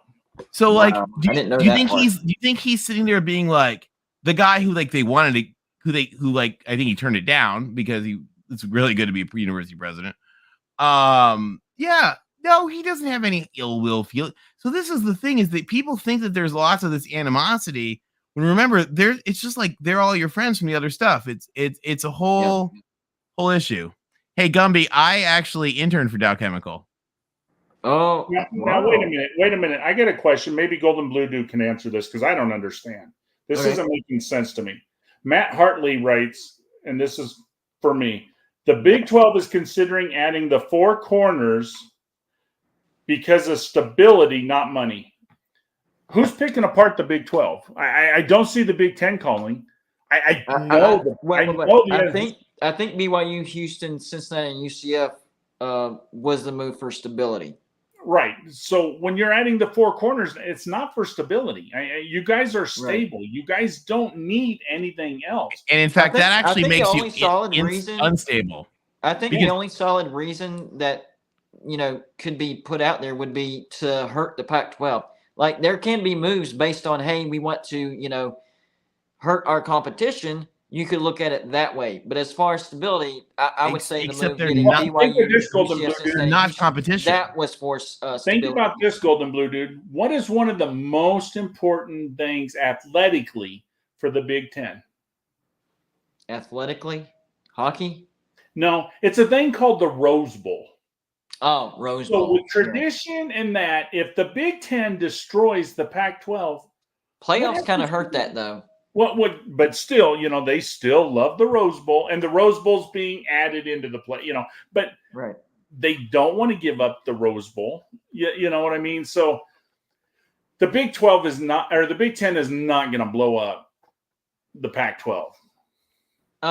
Quick question for you guys. Was it just me, but when I saw this comment, I literally could hear the music of the X-Files in my head, because John Till says Boise, South Florida, Memphis, and UConn, X-Files music. Those are all great. I can hear it in my head. Those are all great ads. I mean, UConn's an awesome. I mean, let's hold on. Where's our chart? Is he talking about Big 12? Big 12. To correct the same, I said the Big 10 is against the Pac-12 crumbling. I never said the Big 12. I never said what the Big 12 interest is. I just said that adding the four corners does not do anything for the rest of the conference. It does not help UCF. It does not help Cincinnati. It does not help West Virginia. It hurts them with traveling costs. It's going to cost them more money. Yeah. And I'll tell you another thing. Yeah, just something to think about, guys. A lot of my Big 10 friends, and this is not, I don't hear this from like the media people, but when I talk to people that are very familiar with actual like Big 10 stuff, they don't count out Arizona and Arizona State for the long term, because guess where like an obscene amount of Big 10 alumni are? They're in Arizona. Yeah. Good point. I lived in Arizona for 10 years, and guess what? On October 1st, thousands of Iowa license plates started showing up down there because the Snowbirds are tremendous from the Big 10. The biggest reason, USC and UCLA helps the Big 10 for many reasons, but guess what?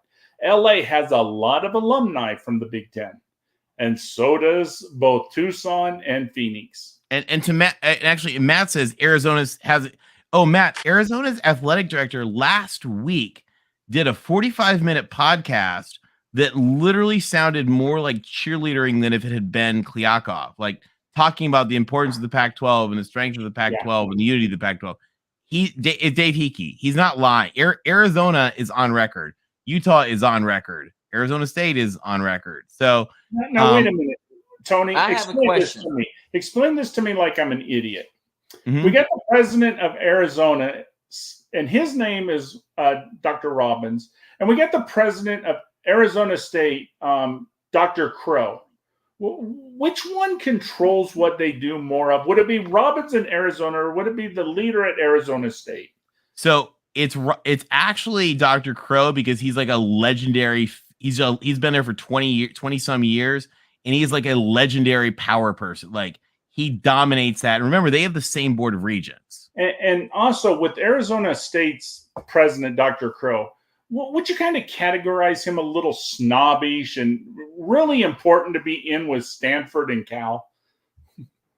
I mean, do you really think? And I'm not putting the Big 12 down, because you know what? Wait, hold on.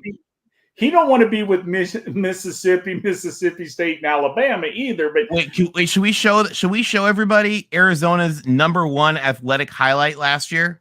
Oh yeah, show them what this meant more to Arizona State than a national championship.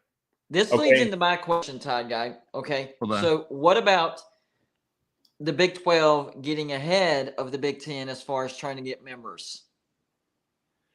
Well, the problem is the Big 10 offers two things the Big 12 don't offer. One, about $50 million in football. No. I'm not talking about like head-to-head trying to recruit against them as far as teams that they would both want. I'm talking about just trying to get ahead of them so they get members, the members that they want, that they know the Big 10 doesn't want, and then the Big 10 gets what they want. But here's the problem with that, and we don't know the answer. And I don't know. Hold that thought real quick. Can we show everybody what the #1 thing, number one achievement of Arizona State athletics was? Thank you, Hank. Thank you, buddy. You guys ready? Everybody in the chat, what do you think their #1 achievement was? Are we talking athletically? Athletically, the Arizona State Sun Devil Athletics is what they call it, SDA, their athletic department. What do you think was the #1 achievement of SDA? You ready? I tell you. You ready, GBD? Let's go. GBD, give it a guess. Best achievement. They won a national championship. I'll tell you, that's #2. Yeah, they won a national championship, and winning a football national like a volleyball national championship. Here, wait, where is it? Oh crap, where is it? Hold on, guys. Sorry, I thought I had it right here. There it is. There we go. Oh, whoa. Is that for real? Oh, actually, no, GBD. The national championship was #3. Yeah. What sport was that in, the national championship? Triathlon. Yeah, triathlon. I was close with volleyball, right? Close, but right there you go. Beating Stanford. Stanford in your academic progress rate was their #1 achievement. They listed that under athletics. And you think this is a guy that wants to set that's worried about 37 cents so that he can go to Ames. And GBD looked down to #2. SDA has matched its all-time high of 92% graduation success rate. That's #2 in athletics. So people out there telling you that, well, the athletic department in Arizona State, they care more, they want to go to the Big 12. This is a screen capture from their annual report. This is the #1 thing that they trumpeted. Yep. Wow. I did not see that coming. Yeah. Now, Golden Blue Dude, to answer your question, to get out ahead, it really don't matter, because one of two things is going to happen. Okay. Either half of the country is right, and in 10 years, ESPN and the SEC are going to break off and form their own NFL light. Okay. And if that happens, it don't matter if you have 30 teams in the Big 12. You know what I'm saying? And the second thing is the Big 12 is going to get probably the third pick of any team, because the Big 10 is going to get first, or the SEC. I mean, the SEC might get lucky and steal a team the Big 10 wants, but more than likely the Big 10, because that was factoring in the SEC not being interested. Right. Yeah. But so what is the advantage of the Big 12 doing it today or doing it in 10 years?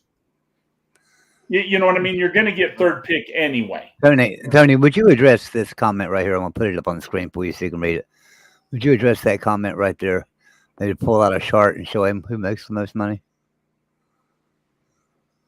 I mean, so petroleum engineering, yeah, Texas Tech is awesome. USC is too, Right. actually, interestingly. But I'm talking about his last line in there. Arguing academics is petty BS. Oh, and it's all SEC about academics do not suck. Yeah. First of all, thing. hold on, Ty guy. Let me take this one. Let me take this one from the West Coast. You don't have to defend the SEC. Since its founding in 1932, 1932, the SEC has only 100% only added AAU members and state flagship institutions. The SEC pretends like they don't care, but actually the SEC doesn't care what you think. That I think is the real secret. Is the SEC doesn't care what you think. But the SEC is very, very, very important in academics. In Georgia, like I think my guess would be Georgia's the next AAU school. Georgia probably should have been a long time. They're getting close. They're getting close. Yeah, like and if you look here, these are some heavyweights. Like remember the SEC here, guys. And now this is shortchanging Alabama by $700 million because of how Alabama classifies things. So let's add the money that we should for Alabama here.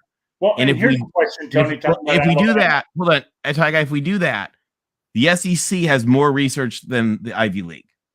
Wow. And you talk about Alabama. Would Alabama possibly be AAU today if we took Alabama Birmingham and kept it in the Alabama family? Yeah, definitely. Sorry, your boy Jay, but there's at least 4 institutions that have AU status. In Georgia. No, it's more than that. It's like what 5? Oh, they're on the screen. I can count them. We got Vanderbilt, we got Florida, we got 2, Texas 3, A&M, Texas, and we have Missouri. So we have 5. Missouri, 5. Yeah.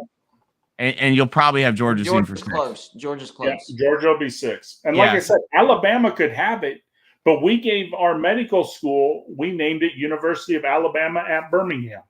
We gave up our rocket science and called that the University of Alabama at Huntsville. Yep. Yeah, it's so I like. Anyway, sorry, Ty, I didn't mean to interrupt, but like, oh, no problem. You don't have to justify Alabama. And that's the thing people don't realize about Alabama. Yeah. Guys. Also Nick Saban. Yeah. This was awesome. 2 hours of awesomeness. Traveling Fools, if y'all aren't subscribed to his channel, go check it out. It's going to start in about 30 minutes. I'm going to wrap this up. I got to get to bed, but 2 hours of nothing but fun. I hope y'all had fun. I did. Oh, thanks for having us. And like thanks everybody in the chat. Like I said, Golden Blue Dude, I would enjoy your videos a lot more. And I love talking all this nonsense until Tony comes in and gives us facts and ruins it with statistics and logic. You know, logic ruins all the good times. No, but look at. I'll say. Hold on, real quick. I want to give Cyclone Steve just said something really, really smart a minute ago. I thought this was really, really smart. He said, "Why don't they put in make a deal with some of these institutions they're thinking about for 2032 and be like, we talk about pledge semesters. Hold on, there you go. But be like, yeah, your boy Jay states." We're all lying that nobody in the SEC has AAU. Look up AAU list. First of all, let's take everybody away. Isn't Vanderbilt a founding member of the AAU? Vanderbilt? I mean, even if you want to take the other 4 away, do you not know Vanderbilt? Yeah. No, they're all there. I'll put Vanderbilt against anybody. Yeah. Yeah. There is 5. Missouri ain't no slouch either. I did a video based on AAU only. Yeah, Missouri's not even slouch. And there are 5 current and soon to be SEC members that are AAU status, and Georgia's close. Yeah. Yeah, and again, the thing about Alabama, again, their numbers look low, but they're not just because like they have it's all hidden in the hospital. I mean, so actually Cal, this is the thing about Cal. When you look at Cal, the debate. You can argue for Cal, their research numbers should be anywhere between 800 million and you could actually argue up to 9 billion, depending on what all you want to include. It's ridiculous. So it's like, what do they include?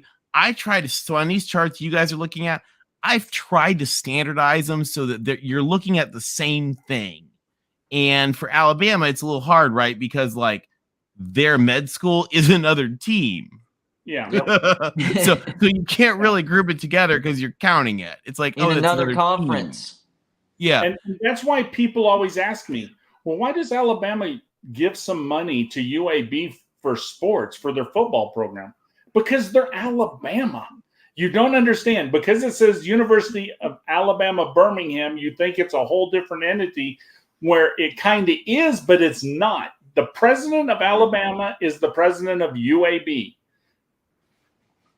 I did not know that. Yeah. Yeah, it's one school. That's what messes with you too, because it's another completely different school, but Yep. not, and it's in a completely different conference. I think that's the biggest thing that messes with. Well, you. but I'll give you guys. Here's a really silly example. I hope Gumby's here for this. I don't know if you guys know this. UCLA and Cal have the same colors and the same mascot and the same fight song because it They was don't know the about the same fight song. school. Yeah, it was the same school. They just Wow. branched out. It technically still is the same school. That's why they have the same colors and the same mascot and the same fight song. And that's how why does Cal that got work, so Tony? mad about UCLA going to the Big Ten. I know, but now Tony- they get calamony, so it's fine. How come There you baby? go. How come baby brother has to pay big brother Yeah, calamony? there you go. There Good you question. go. Well, One for great UC show, Reed and guys. Gumby. Well, I had a lot so of we fun. I hope y'all did too. I wanted to point out that we did a show with Mark Rogers, and appreciate Ty Guy and Tony being there for that. Then they came over here and we sent everybody from Mark Rogers over here, and we appreciate everybody tuning in here. Now we're all going to go to Traveling Pools, and I'm gonna post Keep the that link party in rolling. the chat there right now. Yeah, let's keep it. Now Traveling Pools is a conspiracy channel, and Yeah. I don't know what he's going to talk about tonight. Ty Guy probably does. Ty Guy, tell him what we're going to talk about tonight, over. Okay, tonight we're going to talk. First of all, we're going to start the show with UFOs. We're going to talk also about the balloons, and then here's something, and I'll spill the beans a little bit. I have my tinfoil hat ready already. In the last I'll ask Tony and Golden Blue Dude to answer this real quick. In the last 16 months, how many food processing centers or agriculture, with the chickens or that, have either caught fire, been hit by planes, or had diseases where they had to destroy animals? How many of those do you think have happened in the last 16 months? I'm going to say, this is a guess. I'm going to say 16, one for each month. That's my guess. How many do you think, Tony? I have no idea. 90, Give a guess. 97. That's more than I would think. Whoa. Okay, That's not bad. now, why do you think your food is costing a lot more? Is it because of the war in Russia that they're talking, Ukraine, or is it because something weird is happening to our factories? And It's because Russia is setting fires to the chicken factories. Okay, so What it I will is. tell you. I mean, I have no idea, but I will tell you as a former CIA officer that that's not outside the realm of possibility. Yeah, exactly. I'll tell you- I'll tell Golden you- I'm not Golden- saying anything, and I literally have tinfoil on my head right now. But I will Golden tell you Blue that don't ever count that as being outside the realm of possibility. I don't. Three- You three see my minutes ago- videos. Come on, man. 3 minutes I know it's ago, not the Russians. Golden Blue Dude, you had 151 people in chat. You did a phenomenal job tonight. I wanted to tell you this. We were over 200. We were over 200. Yeah, we were Awesome. over 200 for a long Yeah. time. Yeah, awesome job, Golden Blue Dude. You're killing it. Well, Mark Rogers was the party. We brought them over here, and a few people added to that. This was the after party, and then Traveling Fools will be the after party. How about that? All right, I'm gonna go watch that one. I'm gonna leave my tinfoil hat on. There Yeah. you go. Keep Yeah. it on. You'll It'll be need good. it. Appreciate it, guys. Great show. We'll see you Great guys. show. Hey, thanks Bye, for on having everybody. me. Bye, Thanks guys. everybody for being here. Pony up. Shout out to everybody in the chat as well. Comments helped. Make sure you hit the like button on the way out. If you're watching the replay, please hit the like button as well. All you guys helped out. Super chats helped out. This was a great one, and we got another one right under the bell. Justin R. Good night, everyone. UCF still sucks. So he got that last dinger in before we head out of here. Good stuff. Good stuff. Y'all head on over to Trailing Fools. The Golden Blue Dude is officially out.